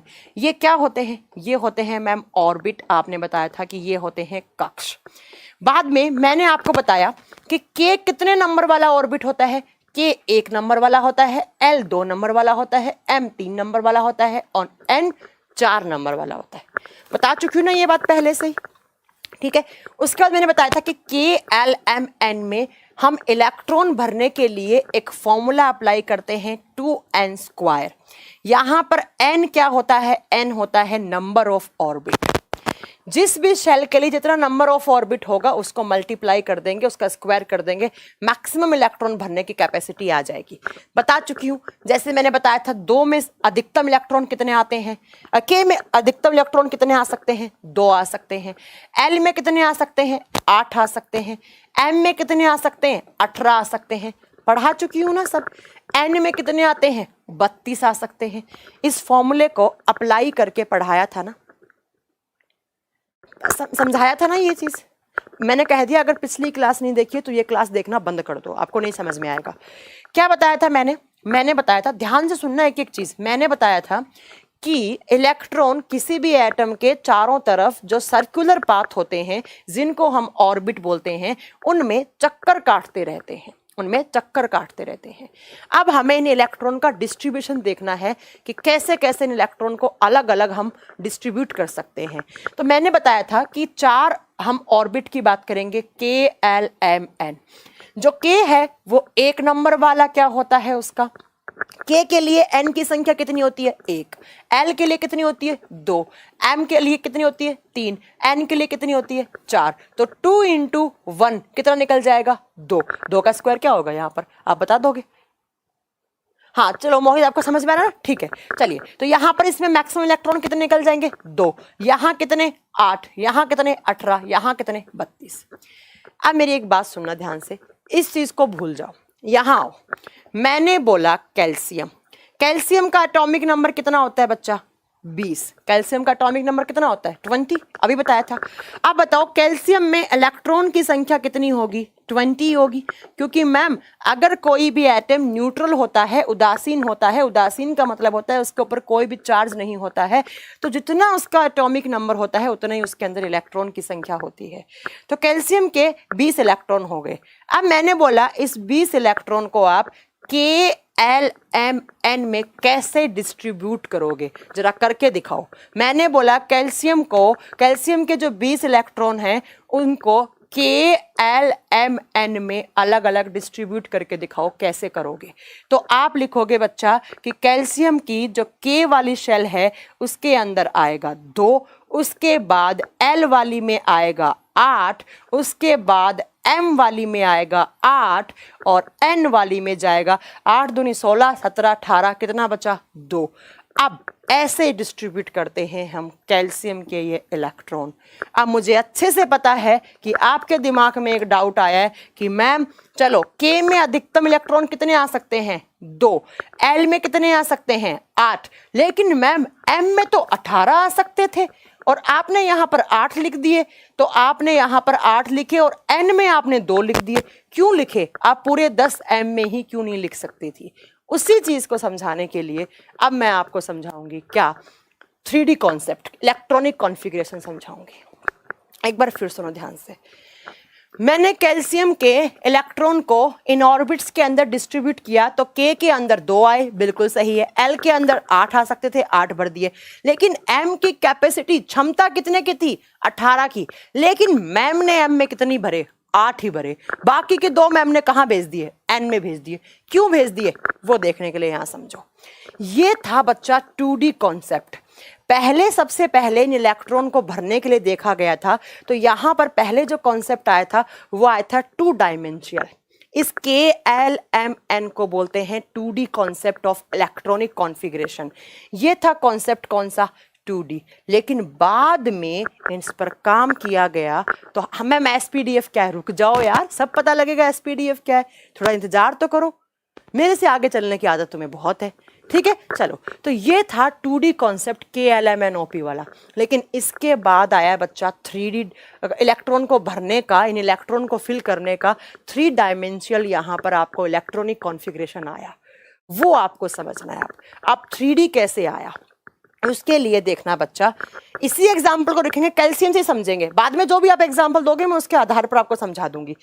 देखो बच्चों, ऐसा देखा गया जब 3D कॉन्सेप्ट आया तो ऐसा देखा गया कि एक है K, एक है L, एक है M। रुको, थोड़ा मैं अलग से लूंगी इसको, स्लाइड को, ऐसे नहीं। देखो बच्चा, मैं एक अलग से स्लाइड लेके समझाती हूँ। एक है K, एक है L, एक है M, एक है N। ये क्या है बच्चा? ऑर्बिट है। इनको आप ऑर्बिट बोल सकते हो या इनको शेल नाम देते हैं, सेल नहीं शेल नाम देते हैं, हिंदी में बोलते हैं कक्ष। तो ये कॉन्सेप्ट था बच्चा 2D वाला। लेकिन बाद में ऐसा पता लगा कि ये जो ऑर्बिट्स होते हैं ना, ये भी आगे बंटे हुए होते हैं, ये भी आगे बंटे हुए होते हैं। इन ऑर्बिट के भी आगे पार्ट होते हैं और इन ऑर्बिट के आगे जो पार्ट होते हैं उनको बोलते हैं सब ऑर्बिटल, उनको बोलते हैं सब ऑर्बिटल। हिंदी में लिखेंगे कक्षक। देखो हिंदी मीडियम वाले बच्चों कंफ्यूज मत होना, ऑर्बिट को लिखेंगे या शेल को लिखेंगे कक्ष, सब ऑर्बिटल या जो सब सेल्स होती हैं उनको बोलते हैं हम कक्ष। तो बाद में ऐसा देखा गया कि सिर्फ ऑर्बिट में ही नहीं होते इलेक्ट्रॉन, आगे भी बंटे हुए होते हैं। और आगे जब जिसमें बंटे हुए होते हैं, ऑर्बिट आगे जब बंटता है तो उसको बोलते हैं सब ऑर्बिटल या सब सेल। हिंदी में कक्षक या हिंदी में कक्षक, दोनों को कक्षक कक्षक बोलेंगे। और ऑर्बिट और सेल का मतलब होता है कक्ष। समझ में आया? तो 2D कॉन्सेप्ट में बताया गया था ऑर्बिट या शेल के बारे में, और 3D कॉन्सेप्ट में सब ऑर्बिटल या सब सेल्स के बारे में बताया था। ये इलेक्ट्रॉनिक कॉन्फ़िगरेशन का 2D कॉन्सेप्ट था, ये इलेक्ट्रॉनिक कॉन्फ़िगरेशन का 3D कॉन्सेप्ट था। 2D में बता चुकी हूं कि मैक्सिमम इलेक्ट्रॉन किससे आएंगे, 2n² फॉर्मूला लगा लो। n का नंबर k के लिए 1 होता है, l के लिए 2, m के लिए 3, n के लिए 4। क्या आपको इतनी बात समझ में आ रही है? लेकिन 3D कॉन्सेप्ट कैसे आता है वो सुनो आप ध्यान से, ठीक है। तो आपको बताना है कि मैम पहले KLMN में भरे जाते थे इलेक्ट्रॉन, बाद में थोड़ा सा काम किया गया इस पर, तो पता लगा सिर्फ ऑर्बिट में इलेक्ट्रॉन नहीं होते हैं, ऑर्बिट भी आगे बंटे हुए होते हैं, जिनको हम सब ऑर्बिटल बोलते हैं या जिनको हम सब सेल्स बोलते हैं, जिनको हम कक्षक बोलते हैं। तो देखो कभी कभी एग्जाम में कैसे क्वेश्चन आता है कि 2D डायमेंशन से या 2D कॉन्सेप्ट से किस में इलेक्ट्रॉन भरे जाते हैं, आप बताओगे ऑर्बिट या शेल में। फिर पूछे 3D कॉन्सेप्ट से किस में भरे जाते हैं, आप बताओगे सब ऑर्बिटल में या सब सेल्स में, कक्षकों में। ठीक है बच्चा। अब देखो बच्चा, जो K है उस K का एक ही सब ऑर्बिटल होता है। अच्छा K कितने नंबर वाली सेल होती है? 1 नंबर वाली। ये कितने नंबर वाली? 2 नंबर वाली। ये कितनी? 3 नंबर वाली। ये 4 नंबर वाली। अब इस सारी चीज को उड़ा दो और चुपचाप ध्यान से सुनो, कैसे मैं बता रही हूं आपको वैसे आज बताऊंगी, जीवन में कभी नहीं भूलोगे। K का जो ऑर्बिट होता है उसमें एक ही ऑर्बिटल होता है और उसका नाम होता है S, और उसका नाम होता है S। K क्या है बच्चा? K क्या है जल्दी बताओ, हिंदी मीडियम वाले बच्चे बताओ K क्या है? कक्ष है। और इसका सब सेल या सब ऑर्बिटल क्या हो गया? कक्षक। तो याद रखिएगा, K वाली जो शेल होती है, K वाला जो ऑर्बिट होता है उसके अंदर एक ही सब ऑर्बिटल होता है, एक ही सब सेल होता है, और कौन सा? S। चलो आप इसको ब्रैकेट में ऐसे बंद कर दो, ठीक है। अब L वाली में कितने नंबर की है? 2। अरे सिंपल सा फंडा है, जितने नंबर की शेल है उतने ही उसमें ऑर्बिटल्स होते हैं। जरा बताओ कितने नंबर वाली है? 2 नंबर वाली। ऑर्बिटल्स भी कितने होंगे? 2। कक्षकों की संख्या कितनी होगी? 2। तो L वाली में 2 होते हैं बच्चा। पहले वाले को बोलते हैं S और दूसरे वाले ऑर्बिटल को बोलते हैं P, दूसरे वाले को बोलते हैं P। ठीक है। जितने नंबर की शेल होगी, ध्यान से सुन लो, जितने नंबर की शेल होगी उतने ही उसमें सब सेल्स होंगे, उतने ही उसमें सब ऑर्बिटल्स होंगे। M वाली में कितने नंबर की है? 3। तो कितने सब सेल्स निकलने चाहिए, कितने कक्षक निकलने चाहिए? 3। तो 3 कौन कौन से होते हैं? लिख लो, पहला होगा S, दूसरा होगा P और तीसरा होगा D। तीसरा कौन सा आ गया एक नया? D। अब N कितने नंबर की है? 4 नंबर की। तो सब सेल्स में कितनी होनी चाहिए? 4। तो ये N बच्चा, इसको कैसा थोड़ा सा ऐसे लिख लो, ये 4 में बंटा हुआ होता है। पहला होगा S, दूसरा होगा P, तीसरा होगा D और चौथा होगा एफ, ये लो बच्चा। अब ये एस पी डी एफ क्या निकल के आया अपने पास, एस पी डी एफ। ये क्या है बच्चों, ये है मैम सब सेल्स। सब सेल्स कौन से कॉन्सेप्ट के थ्रू आए थे, 3D कॉन्सेप्ट। हिंदी में क्या लिखोगे, ये क्या है, ये कक्षक हैं। और ये KLMN ये क्या था, कक्ष। और कक्ष का मतलब क्या था, ऑर्बिट। और ऑर्बिट कौन से कॉन्सेप्ट में, 2D। तो इलेक्ट्रॉन को भरने का जो 2D कॉन्सेप्ट था वो ऑर्बिट के अंदर था, KLMN के अंदर था। और इलेक्ट्रॉन को भरने का जो 3D कॉन्सेप्ट था वो सब सेल्स के अंदर था। और सब सेल्स क्या होती हैं, SPDF, SPDF। अब बताओ यहां तक कोई डाउट है, एक बार फिर समझाऊंगी मैं। KLMN, K 1 नंबर का शेल, L 2 नंबर का, M 3 नंबर का, N 4 नंबर का। जितने नंबर की शेल होगी उतने ही उसके सब ऑर्बिटल्स होंगे या सब सेल्स होंगी। जब K कितने नंबर पर है, 1 नंबर पर है, तो जरा बताओ इसमें सब सेल्स भी कितनी होगी बच्चा, 1। कोई फुल फॉर्म नहीं होती SPDF की, ठीक है। तो जरा बताओ K 1 नंबर पर है तो इसका ऑर्बिटल कितना होगा, 1। और 1 है तो उसको नाम क्या दिया, S। तो एग्जाम में क्वेश्चन आएगा कि K कक्षक के लिए उपकक्षों या कक्षकों की संख्या कितनी होती है, आप बताओगे 1, कौन सा, S। फिर पूछेगा L के लिए कितने, 2, कौन कौन सा, S और P। फिर पूछेगा आपसे M के लिए कितने, 3 नंबर वाली है तो 3, SPD। फिर N के लिए कितनी, 4, SPDF, 4। अब नहीं बता सकती, इससे ज्यादा मेरा गला पै गया है, ठीक है। अब नहीं बताऊंगी, जिसको नहीं समझ में आया क्लास रिवाइज करके देख लेना। अब आपके दिमाग में एक क्वेश्चन आ रहा होगा कि मैम KLMN में आपने बता दिया था कि कैसे इलेक्ट्रॉन भरते हैं, 2n² फॉर्मूले से भरते हैं। अब SPDF में कैसे इलेक्ट्रॉन भरे जाएंगे, कितने इलेक्ट्रॉन हो सकते हैं इनमें मैक्सिमम, इनको कैसे भरते हैं, ठीक है। इनके भरने के लिए बच्चा, इनको मैम SPDF कहाँ से आया, भाई SPDF सब सेल्स हैं, कहाँ से, क्या मैं अपने घर से लेके आ गई हूँ क्या, मैं अपने घर से थोड़ा लेकर आ गई हूँ, ठीक है। अब सुनो बच्चा, अब आप मेरे से अगर क्वेश्चन पूछ सकते थे तो ये पूछ सकते थे कि मैम 2D और 3D के बीच में अगर हम रिलेशन निकालने चलें तो क्या निकले। ध्यान से सुनो, अगर मैंने बोला कि 2D और 3D कॉन्सेप्ट में आप रिलेशन निकाल के दिखाओ, इनका संबंध कैसे दिखाओगे, तो देखो बच्चा, जितने नंबर की शेल होती है उसको मल्टीप्लाई कर दो उसके सब सेल से। एक बार फिर सुनो, जितने नंबरिंग की शेल है, जितने नंबर का कक्ष है, उसको गुणा कर दो, उसको मल्टीप्लाई कर दो उसकी सब सेल से। जरा बताओ K वाले में नंबर कितना है, 1, सब सेल्स कौन सी है, S। तो K को हम लिख सकते हैं क्या, 1s। K को क्या लिख सकते हैं, 1s। अरे रुको यार, 8 क्यों लिखेंगे मयंक, अभी मैं आई हूं क्या उस बात पे, रुक तो जाओ, ठीक है। K वाली के अंदर एक ही सब ऑर्बिटल होता है, और कौन सा, S। देखो इसको ऐसे ना लिखो, और बेसिक से पढ़ाऊं, 1 को मल्टीप्लाई करो S से, क्या निकल जाएगा, 1s। अब जरा इसमें लिखना, L वाली का नंबर कितना है, 2, 2 को मल्टीप्लाई करो S से, तो 2 को S से करेंगे क्या लिखेंगे, 2s। फिर 2 को मल्टीप्लाई कर दो P के लिए, P। ये किसके बराबर हो गया, ये कौन सा आपका ऑर्बिट है, ये L है, और ये कौन सा है, K है।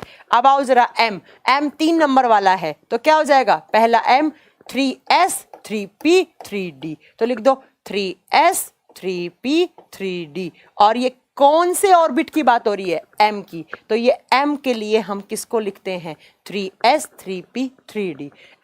N को मल्टीप्लाई करो, कितने नंबर वाली है, 4 नंबर वाली, तो लिख दो 4s 4p 4d and 4f। और ये कौन से ऑर्बिट को रिप्रेजेंट कर रही है, ये N को कर रही है। तो बच्चों अगर मैं यहां से रिलेशन निकालना चाहूं, देखो ध्यान से सुनना, अगर मैं यहां से संबंध निकालना चाहूं 2D और 3D कॉन्सेप्ट में, तो K is equal to 1s। दूसरा बोलो, आप बोलो, L is equal to 2s and 2p। उसके बाद बोलो M is equal to 3s 3p and 3d। यहां पर थोड़ा सा लोचा है, अभी समझाऊंगी। N is equal to 4s 4p 4d and 4f।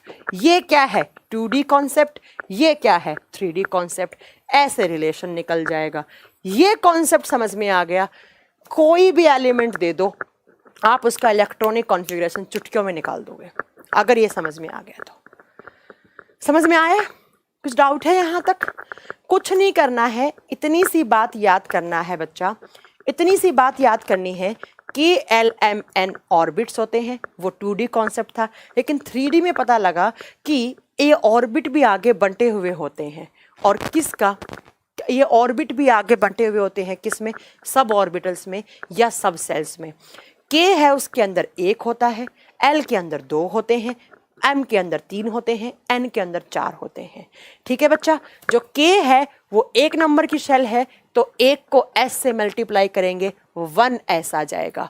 P वाली में 2 है, 2 से मल्टीप्लाई कर दो 2S 2P, M 3S 3P 3D, N 4S 4P 4D 4F। ठीक है बच्चा, समझ में आ गया इतना कॉन्सेप्ट? अब मेरी बात सुनो ध्यान से। अब आपके दिमाग में क्वेश्चन आ रहा होगा कि SPDF में कैसे इलेक्ट्रॉन भरे जाते हैं मैम? इसके लिए एक साइंटिस्ट आए थे, पाउली एक्सक्लूजन प्रिंसिपल दिया था। ठीक है, हाँ ये चारों सब सेल्स होती हैं SPDF। Vivek thank you so much, आपको समझ में आ गया। ठीक है, अब देखो SPDF में आपके दिमाग में क्वेश्चन आ रहा होगा कैसे इलेक्ट्रॉन भरे जाते हैं।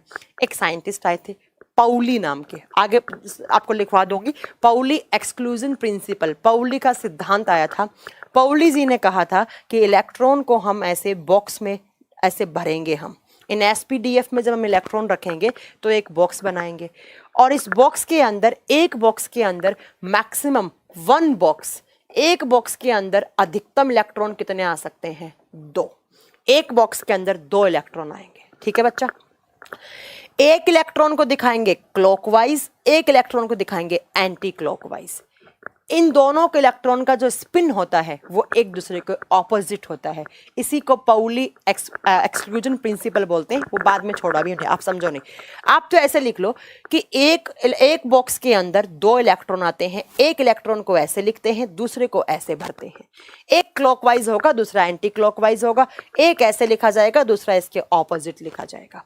अब मेरी बात सुनो, जब हम S के लिए बनाएंगे तो S वाला जो सब ऑर्बिटल है उसके अंदर सिर्फ एक ही बॉक्स होता है। ध्यान से सुनना इस चीज को, ठीक है? देखो मैंने बनाया S में, S है उसके पास सिर्फ एक ही बॉक्स होता है, और एक बॉक्स में कितने मैक्सिमम इलेक्ट्रॉन? 2। तो जरा बताओ S में मैक्सिमम कितने इलेक्ट्रॉन? 2। अगर P की बात करेंगे बच्चा तो P में ऐसे 3 बॉक्स बनते हैं, आप 3 बॉक्स बना दो, 1 2 3। जब एक में 2, 3 में कितने हो गए? 2 2 2। तो P में टोटल कितने इलेक्ट्रॉन? 6। D में ऐसे बॉक्स होते हैं बच्चा 5, और जब 5 हैं तो बताओ 1 2 3 4 5। एक में 2, एक में 2, एक में 2, एक में 2, total electron, maximum electron D में कितने आ गए? 10। F में ऐसे बॉक्स बनाते हैं बच्चा हम 7, 1 2 3 4 5 6 7, 2 2 2 2 2 2, और टोटल कितने हो गए? 14। आ गया आपका आंसर, आ गया आपका। आपने मुझसे पूछा मैम SPDF में कैसे इलेक्ट्रॉन भरते हैं हम? S के पास एक बॉक्स होता है, तो S के पास जहां जहां इसमें S दिखा है आपको, 1S 2S 3S 4S, जहां जहां S लिखा हुआ होगा वहां पर हम मैक्सिमम कितने इलेक्ट्रॉन भर सकते हैं? 2 इलेक्ट्रॉन भर सकते हैं। ठीक है, P के पास कितने बॉक्स हैं? 3। 3 का मतलब कितने इलेक्ट्रॉन भर सकते हैं? 6। तो जहां जहां P लिखा हुआ है, P कितने इलेक्ट्रॉन भर सकते हैं उसमें? Maximum 6 electron. D 2 2 2 2 कितने? 10। जहां जहां इसमें आपको D लिखा हुआ है उन सब में कितने इलेक्ट्रॉन? 10 इलेक्ट्रॉन भर सकते हैं। F में कितने हैं? 14। तो जहां जहां F, देखो F कौन सी सेल में आता है? चौथी में ही आएगा, है ना? तो F के अंदर कितने? 14। तो याद रखिएगा, S के अंदर अधिकतम इलेक्ट्रॉनों की संख्या 2, P के अंदर है अधिकतम इलेक्ट्रॉनों की संख्या 6, D के अंदर अधिकतम इलेक्ट्रॉनों की संख्या 10, और F के अंदर अधिकतम इलेक्ट्रॉनों की संख्या 14।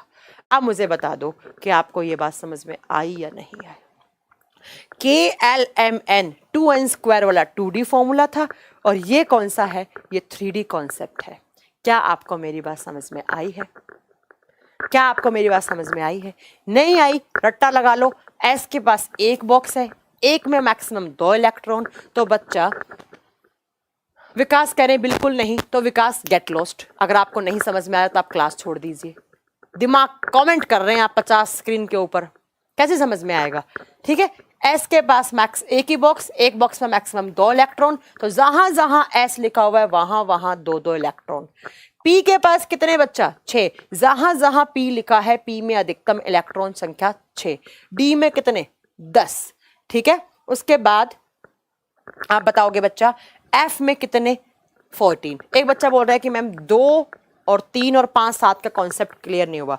बच्चा 2 3 5 7 में कुछ नहीं होता है, इनको बॉक्स में जब रिप्रेजेंट करते हैं तो ऐसा कहा गया है कि एक बॉक्स के अंदर 2 इलेक्ट्रॉन आते हैं। तो सिंपल सी बात है, जब पी में 6 आएंगे तो बॉक्स कितने होने चाहिए? 3 होने चाहिए।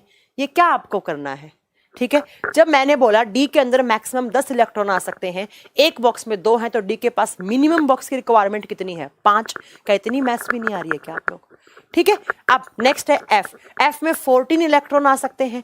ठीक है, 14 इलेक्ट्रॉन। बच्चा ये बॉक्स कहां से आया? इसके लिए एक सिद्धांत दिया गया था, पाउली का सिद्धांत। मैंने बोला ना, पाउली जी ने बोला है, सिद्धांत आगे बता दूंगी। बॉक्स में अपने घर से नहीं लाई। स्पिन का मतलब होता है परिचक्रण। एक इलेक्ट्रॉन अगर ऐसा जा रहा होगा तो दूसरा ऐसे आ रहा होगा बच्चा। सौरभ ठीक है, चलो ठीक है। और जैसे मैंने बोला एफ में 14 इलेक्ट्रॉन आ सकते हैं, तो जरा बताओ 14 इलेक्ट्रॉन आ सकते हैं, एक बॉक्स में 2, तो बताओ इसके पास मिनिमम बॉक्स कितने होने चाहिए? 7 होने चाहिए। ये लो, बता तो दिया बॉक्स कहां से आए। मैं आपके सारे क्वेश्चंस के डाउट क्लियर कर दूंगी। मैम एस में 1, पी में 2 और इसमें मोनिका ने भी एक क्वेश्चन पूछा। मोनिका, जब मैंने साफ साफ बोल दिया कि एस में 2 इलेक्ट्रॉन आ सकते हैं तो बॉक्स कितना होगा? 1। हाँ, पाउली का अपवर्जन सिद्धांत आया था, पाउली एक्सक्लूजन एक वो आया था आपका प्रिंसिपल, जिसने बोला था कि ऐसे इलेक्ट्रॉन को भरेंगे हम। अब हर चीज का रीजन नहीं होता। तुम बोलोगे मैम किडनी यहाँ क्यों होती है, तो मैम क्या बताएगी यहाँ क्यों होती है? ठीक है, चलो अब सुनो बच्चा, नेक्स्ट पॉइंट। इतनी बात समझ में आ गई? एसपीडीएफ में कुछ नहीं समझना, याद रख लेना, जहां जहां एस आएगा वहां वहां 2 इलेक्ट्रॉन बनने हैं, जहां जहां पी आएगा वहां 6, जहां जहां डी आएगा वहां 10 और जहां जहां एफ आएगा वहां पर 14। अब इसी चीज को यहां अप्लाई करेंगे, लेकिन अब एक पॉइंट ध्यान से सुनो। अब सबसे पहले इस चीज को हटा दो, मैं इस चीज को पूरा हटा रही हूं, मैं समझ रही हूं कि आपको समझ में आ रहा है। अब आओ वापिस इस कॉन्सेप्ट पे बच्चा। मैंने बोला कि सबसे पहले इलेक्ट्रॉन कौन से ऑर्बिट में भरे जाते हैं, ये तो पहले बता चुकी हूं। अगर मैंने बोला सबसे पहले कौन से ऑर्बिट में इलेक्ट्रॉन भरे जाते हैं, के में, उसके बाद किस में? एल में, उसके बाद एम में, उसके बाद एन में। अब ये तो क्या था बच्चा? 2D कॉन्सेप्ट था। अगर मैं आपसे पूछूं 3D में, मैं पूछूं 3D में सबसे पहले कौन से ऑर्बिटल में इलेक्ट्रॉन भरे जाएंगे, आप बताओगे मैम 1s में, क्योंकि 1s इज इक्वल टू के। उसके बाद मैं पूछूं के के बाद किस में भरे जाएंगे, तो आप बोलोगे 2s 2p, क्योंकि 2s 2p is equal to l, तो l में भरे जाएंगे। अब मैम क्यों भरे जाते हैं ऐसे? आपने सबसे पहले 1s में ही इलेक्ट्रॉन क्यों भरोगे आप? इसके लिए बच्चा मैं आपको बता दूं यहां पर, हाँ एग्जाम्पल दूंगी यार, पहले कॉन्सेप्ट तो समझ लिया करो तुम लोग, फिर बोलोगे मैम गुस्सा करती हैं। एग्जाम्पल क्या, पहले कॉन्सेप्ट तो समझ लो। आप देखो बच्चा, ये भरा जाता है उनके एनर्जी के इंक्रीजिंग ऑर्डर में, ये भरा जाता है एनर्जी के इंक्रीजिंग ऑर्डर में। जिस सेल के पास जितनी कम एनर्जी होगी, ध्यान से सुनना, जिस सेल के पास जितनी कम एनर्जी होगी उसमें सबसे पहले इलेक्ट्रॉन भरे जाएंगे। और यही सिद्धांत दिया था एफ बाउ ने।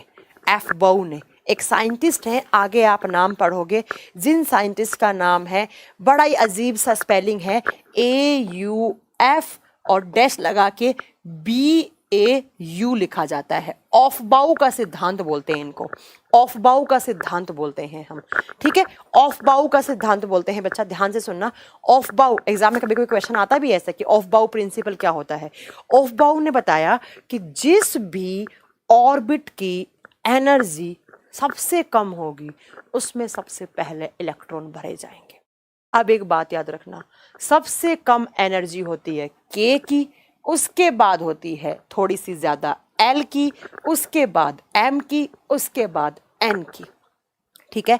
तो ऑफबाउ ने क्या कहा कि हाँ, ऑफबाउ ने या ऑफबाउ आप कैसे प्रोनाउंस करो, ऑफबाउ ने कहा कि जिस भी सेल की या जिस भी, देखो सेल की बात करेंगे तो कहाँ बात करेंगे, 2D कॉन्सेप्ट, सब सेल्स की बात करेंगे तो कहाँ बात करेंगे, 3D कॉन्सेप्ट में।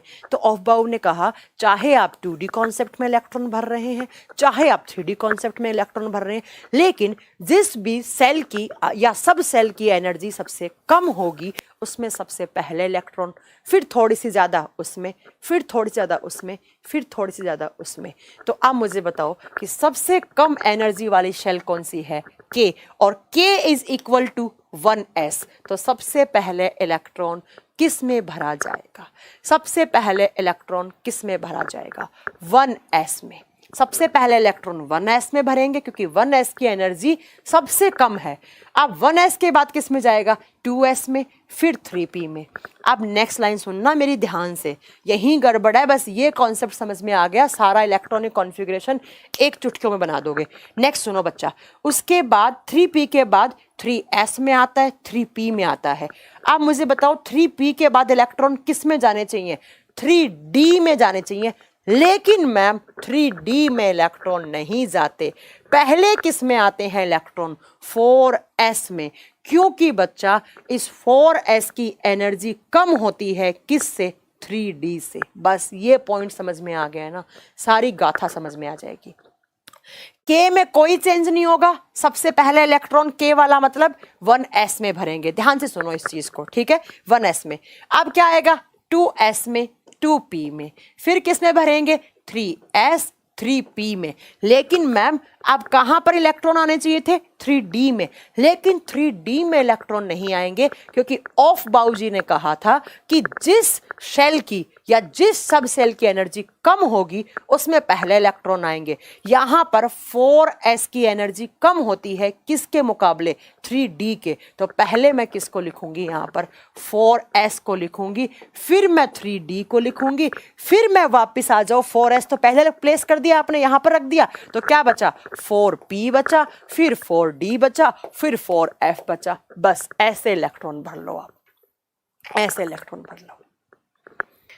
एक बार फिर सुन लो, ऑफबाउ का सिद्धांत आया था, ऑफबाउ प्रिंसिपल बोलता है कि जिस भी सेल की, जिस भी कक्ष की या जिस भी कक्षक की, अगर 2D कॉन्सेप्ट बात करेंगे शेल की बात करेंगे, ऑर्बिट की बात करेंगे, अगर 3D की बात करेंगे ऑर्बिटल की बात करेंगे, या सब शेल की बात करेंगे, तो ऑफबाउ ने कहा कि जिस भी कक्ष या कक्षक की ऊर्जा सबसे कम है उसमें सबसे पहले इलेक्ट्रॉन भरे जाएंगे, उसमें सबसे पहले इलेक्ट्रॉन भरे जाएंगे। तो जब हम इस कॉन्सेप्ट को यहाँ अप्लाई कर रहे थे तो ऐसा देखा गया कि जो 4s वाला ऑर्बिटल है उसकी एनर्जी 3D से कम है, तो 4s को 3D से पहले रखेंगे। तो मैम ने 4s को 3D से पहले रख दिया। नहीं समझ में आया, एक एग्जाम्पल देती हूँ बच्चा, उससे समझ में आ जाएगा। देखो एग्जाम्पल क्या दूं, एग्जाम्पल दूंगी वही एग्जाम्पल जहां से हमने ये कॉन्सेप्ट स्टार्ट किया। देखो ना, ध्यान से सुनना। अच्छा, एग्जाम्पल देने से पहले क्या आप मेरे क्वेश्चन का आंसर दोगे? एक बात बताओ, यहाँ पर क्या है, एस में कितने मैक्सिमम इलेक्ट्रॉन, 2। जहां जहां एस है वहां पर 2-2 इलेक्ट्रॉन भर दो, 2-2। ऐसे ही यहाँ पर भी 2 आएंगे, यहाँ पर भी 2 आएंगे, यहाँ पर भी 2। पी में कितने आएंगे बच्चा, 6, तो यहाँ पर 6 भर सकती हूँ मैं। एस में कितने आएंगे, अगेन 2। पी में कितने आएंगे, 6। ये बात अपने आप देख लेंगे। एस में मैम ने क्या बताया था, कितने भरेंगे, जहां जहां एस है वहां कितना, 2। जहां जहां पी है उस वहां पर कितना, 6। जहां जहां डी है वहां पर कितना, 10। जहां जहां एफ है वहां पर कितना, 10। अब जो एग्जाम्पल हमने ये सब स्टार्ट करने से पहले लिया था उसी एग्जाम्पल के साथ प्रूफ करके दिखाऊंगी। देखो मैंने लिया था कैल्शियम का, कैल्शियम का एटॉमिक नंबर कितना था, 20 था, तो इसमें इलेक्ट्रॉन की संख्या भी कितनी थी, 20। बिल्कुल स्लो स्लो पढ़ा रही हूँ, ध्यान से सुनना। कैल्शियम लिया था, कैल्शियम का एटॉमिक नंबर 20 था और कैल्शियम में इलेक्ट्रॉन की संख्या भी कितनी थी, 20 थी। तो मैंने कहा था कैल्शियम को हम ऐसे लिखते हैं KLMN। के अंदर कैल्शियम के 2 इलेक्ट्रॉन आते हैं, L के अंदर 8 आते हैं, M के अंदर, M की कैपेसिटी कितनी की है, 18 की, लेकिन M के अंदर हम भरते हैं 8 और बचे हुए कहाँ चले जाते हैं, 2 के अंदर। तो मुझे ये लोचा समझाना था ना आपको कि भाई मैम M में जब 18 आ सकते थे तो आप यहाँ 10 क्यों नहीं भरी, आपने 8 भर के 2 यहाँ क्यों छोड़े। उसी चीज को अब हम समझेंगे 3D कॉन्सेप्ट से। कैसे समझेंगे जल्दी से बताओ, आप ध्यान से सुनना। K इज इक्वल टू किसके होता है 1s। तो सबसे पहले मैंने कैल्शियम के ये 20 लिखा, इन 20 इलेक्ट्रॉन को आपको SPDF वाले 3D कॉन्सेप्ट में रखना है। जरा बताओ सबसे पहले इलेक्ट्रॉन किस में आते हैं 1s में। 1s में मैक्सिमम कितने s है, s लगते ही कितने 2। उसके बाद किस में जाएंगे 2s में, s लगते ही कितने मैक्सिमम 2। उसके बाद में p में कितने मैक्सिमम वो लिखा पड़ा 6 में। अब क्या आएगा 3s करते ही कितना 2। उसके बाद क्या आएगा 3p और आप देखो p में कितने 6। अब ध्यान से सुनना, इनको काउंट करना एक बार। 2 2 4, 4 और 6 10, और 10 और 2 कितने हो गए बच्चा 12, और 12 और 6 क्या हो गया 18। 12 और 6 18। अब 3p के बाद क्या आता है बच्चों, मेरा कॉन्सेप्ट ध्यान से सुनना। 3p के बाद क्या आता है, इसमें यहां आओ। 3p के बाद मैम आना चाहिए था 3d, लेकिन मैम आएगा कौन सा 4s, क्योंकि 4s की एनर्जी क्या होती है कम। तो अब मैं यहां पर क्या लिखूंगी, अब मैं यहां पर लिखेगी आपकी मैम 4s। 3d नहीं लिखेगी क्योंकि 3d की एनर्जी थोड़ी सी ज्यादा है, किससे 4s से। तो अब यहां पर क्या लिखूंगी मैं 4s। और जरा बताओ यहां तक काउंटिंग की तो कितना हो गया 18, और s है तो s में मैक्सिमम कितने हो सकते हैं 2। काउंट कर लो 20 इलेक्ट्रॉन हो गए, 2 2 4 6 10, 10 और 8 18 और 2 20। आप सुनो बच्चा, इस बात को प्रूफ करने जा रही हूं मैं ऊपर वाली बात को कि 2 8 8 2 ये क्यों लिखे। देखो बच्चा, ये 1s किसके इक्वल था 1s किसके, क्या वायर वूर हिल गया क्या, एक सेकेंड रुकना, मैंने कोई वायर हिला दिया यहां से।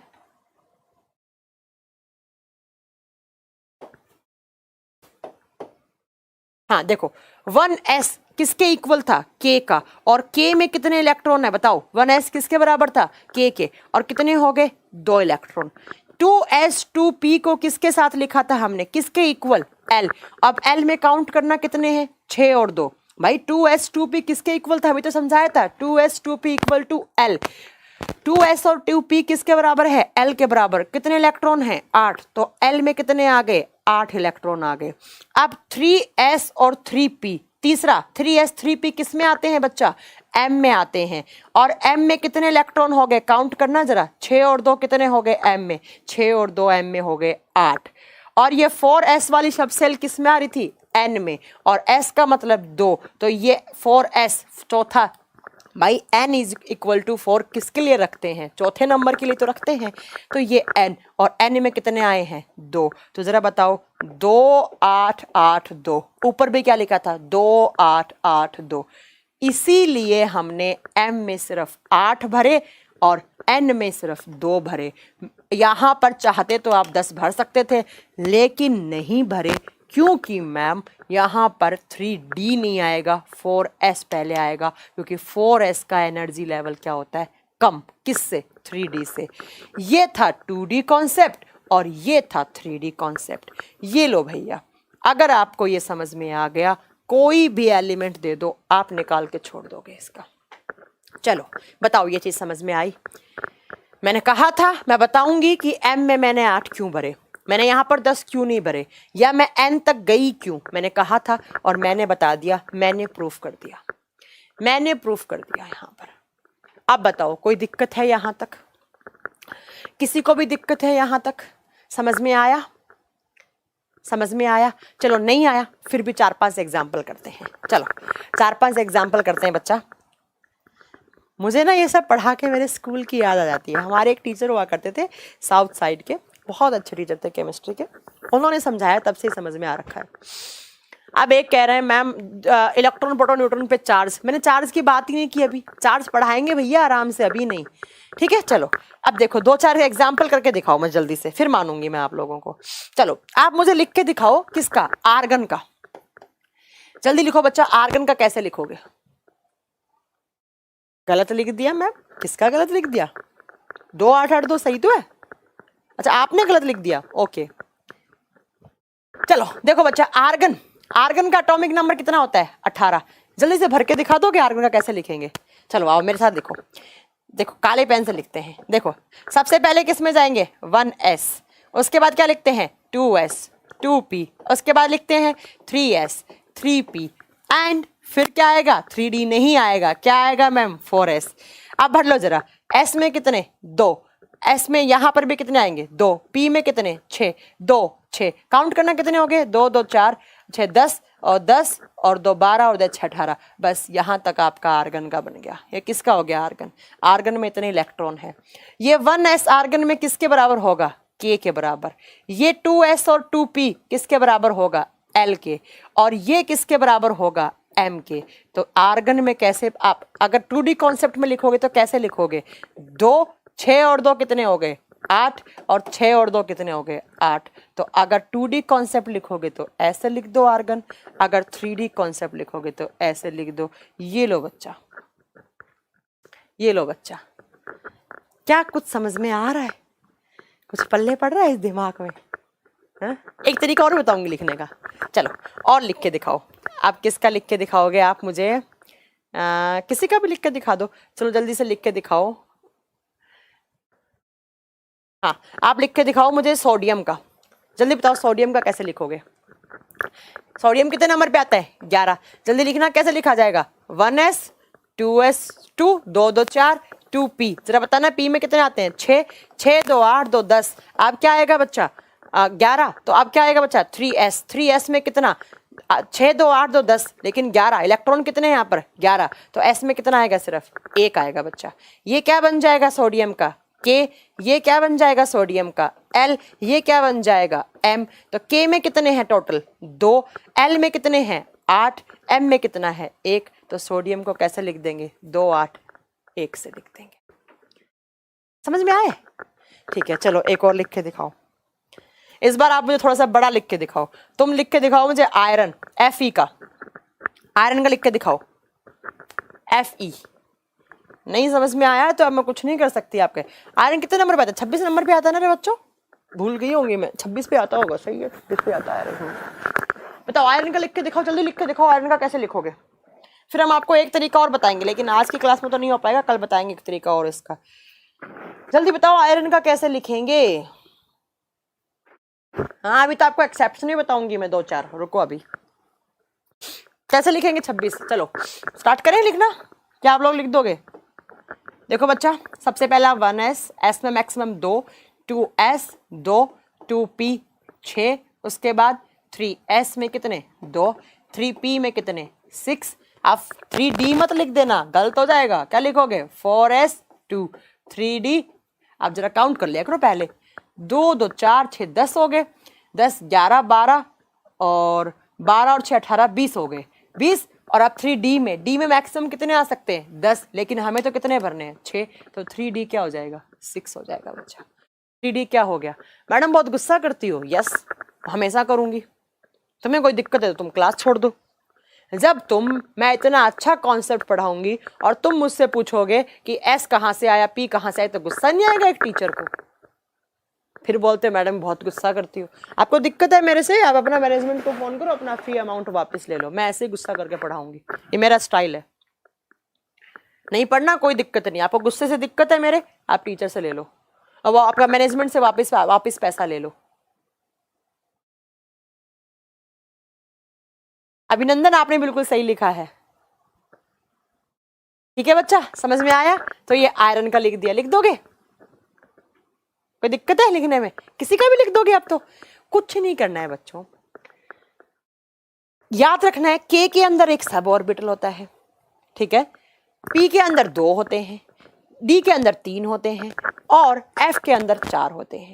अब आपको लिख लेना है कि S K के लिए एक ही होता है 1s, P के लिए 2 होते हैं। अच्छा आयरन का ऐसे लिख के दिखाना जरा, ये क्या हो जाएगा आयरन का K, ये क्या हो गया आयरन का L, ये क्या हो गया M और ये क्या हो गया उसका N। हाँ आपने भी सही लिखा है तेज,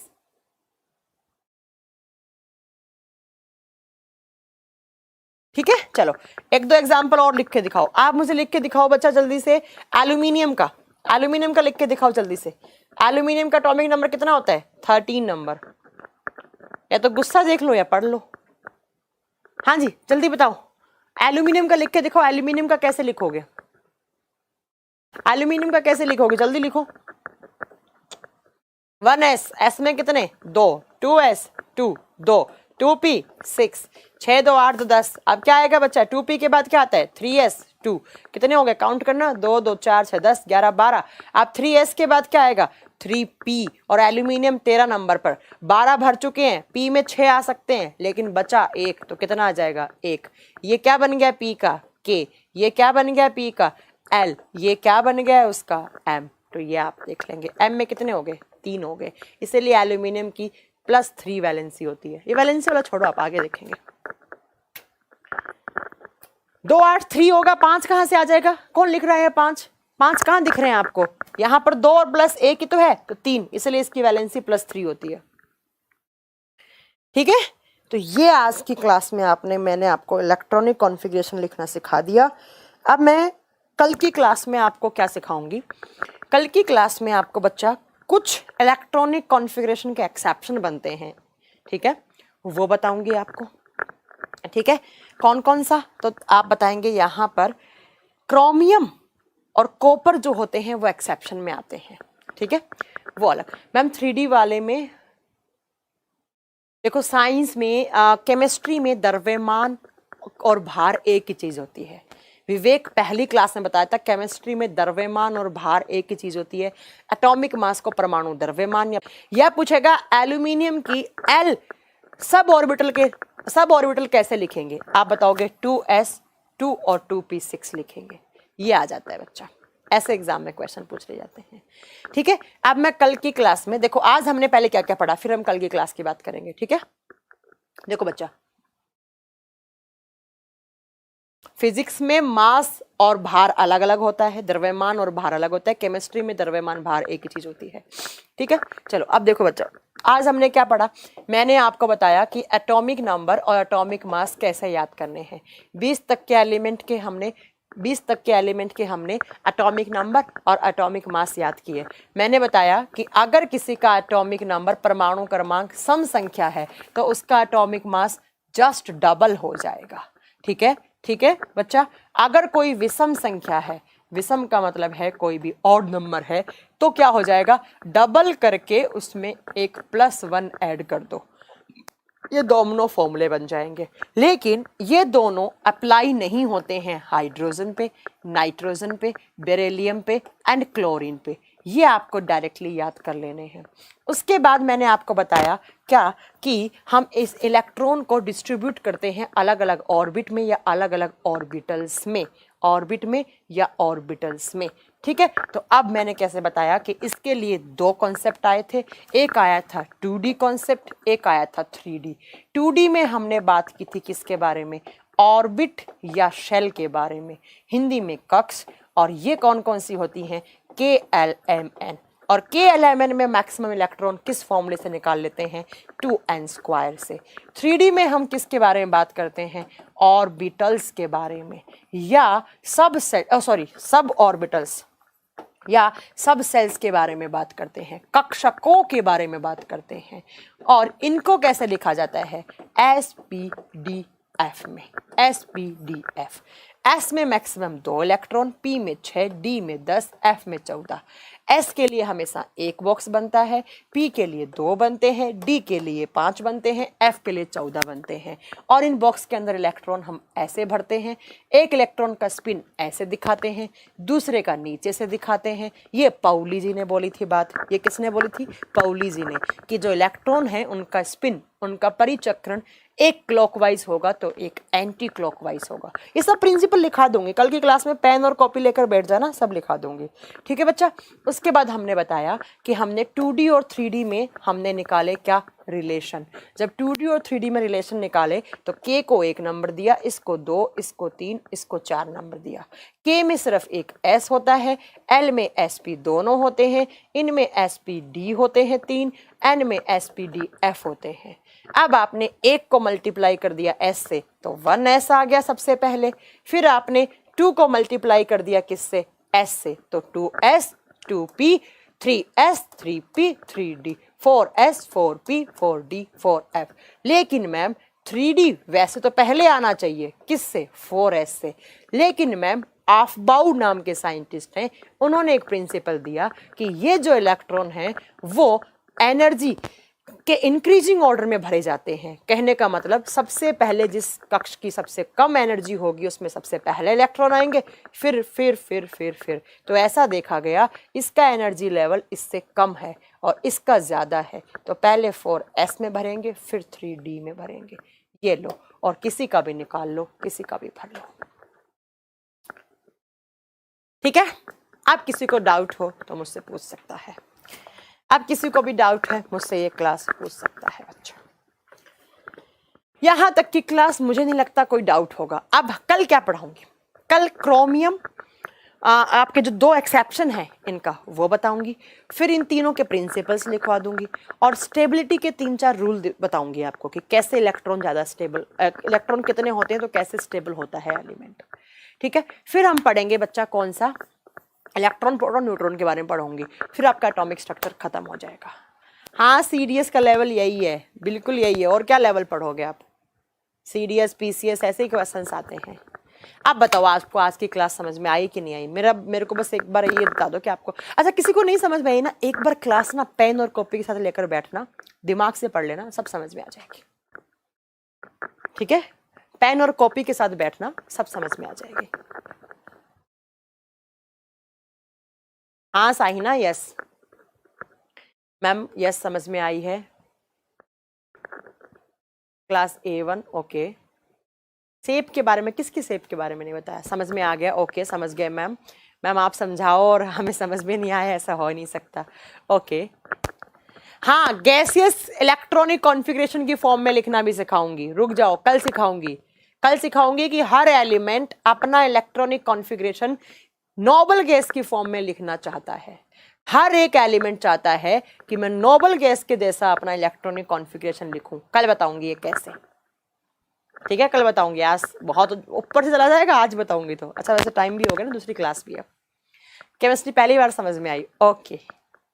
चलो, अगर आपको समझ में आ रहा है मेरा पढ़ाया हुआ तो गर्दा मचा लिए मैम। अच्छा, तो आप लोग प्लीज़ गूगल प्ले स्टोर पे जाओ और टाइम्स की एप्लीकेशन को चुपचाप 5 रेटिंग दे दो, ऐसे 5 रेटिंग दे दो, 1 2 3 4 5 ऐसे, ठीक है। चलो मिलते हैं अब अगली क्लास में, आज के लिए बहुत है। जिसको समझ में नहीं आई है, यहाँ तक की समझ में नहीं आएगी तो कल की भी नहीं आएगी, याद रखना। अगर यहाँ तक की भी नहीं आई तो कल भी मत आ जाना मेरी क्लास में। और जो बोलता है ना मैम गुस्सा करती है, मैं मेहनत करती हूँ तुम लोगों के लिए, और जब आप लोगों के खोपड़े में नहीं पहुँचते ना इतनी मेहनत, तो मुझे गुस्सा आता है। जायज़ है मेरा गुस्सा आना। और बहुत सारे टीचर्स होते हैं जो शायरियाँ करके सुना देते हैं, शायरी करके टाइम पास कर देते हैं, और ऐसे ही बस 1 घंटे टाइम पास करके चले जाते हैं। मैं वैसी बन जाऊँ, मैं वैसी बन जाऊँ तो तुम लोग बोलोगे ओह मैम कितनी स्वीट बोल रही हैं। बहुत सारी मैम होती हैं ऐसी, बच्चा बच्चा बच्चा करके एकदम पढ़ाती कुछ नहीं है और कुछ भी नहीं बोलती हैं। तो क्या मैं भी वैसी बन जाऊँ तुम लोगों के? और फिर एग्ज़ाम देने जाओगे ना तब गालियाँ दोगे मुझे कि कुछ नहीं पढ़ाया था उसने, कुछ आया नहीं था। मैं ऐसी हूँ, मैं ऐसे ही गुस्सा करती, ठीक है। अब जिसको नहीं पढ़ना है तो कोई बात नहीं, वो आप मैनेजमेंट को बोलो कि काजल मैम ने बोला है, मैम गुस्सा करती हैं क्लास में, तो हमारा पैसा वापस दे दो, वो दे देंगे, ठीक है। चल मैम लैपटॉप पे नहीं चल रहा है बच्चा, लैपटॉप के चलने के लिए इंक्वायरी सेंटर पे फ़ोन कर लो, वो चला देंगे आपका क्लास एजेंट डेस्क लेके। चलिए बाय, टेक केयर, ध्यान रखना अपना, ठीक है।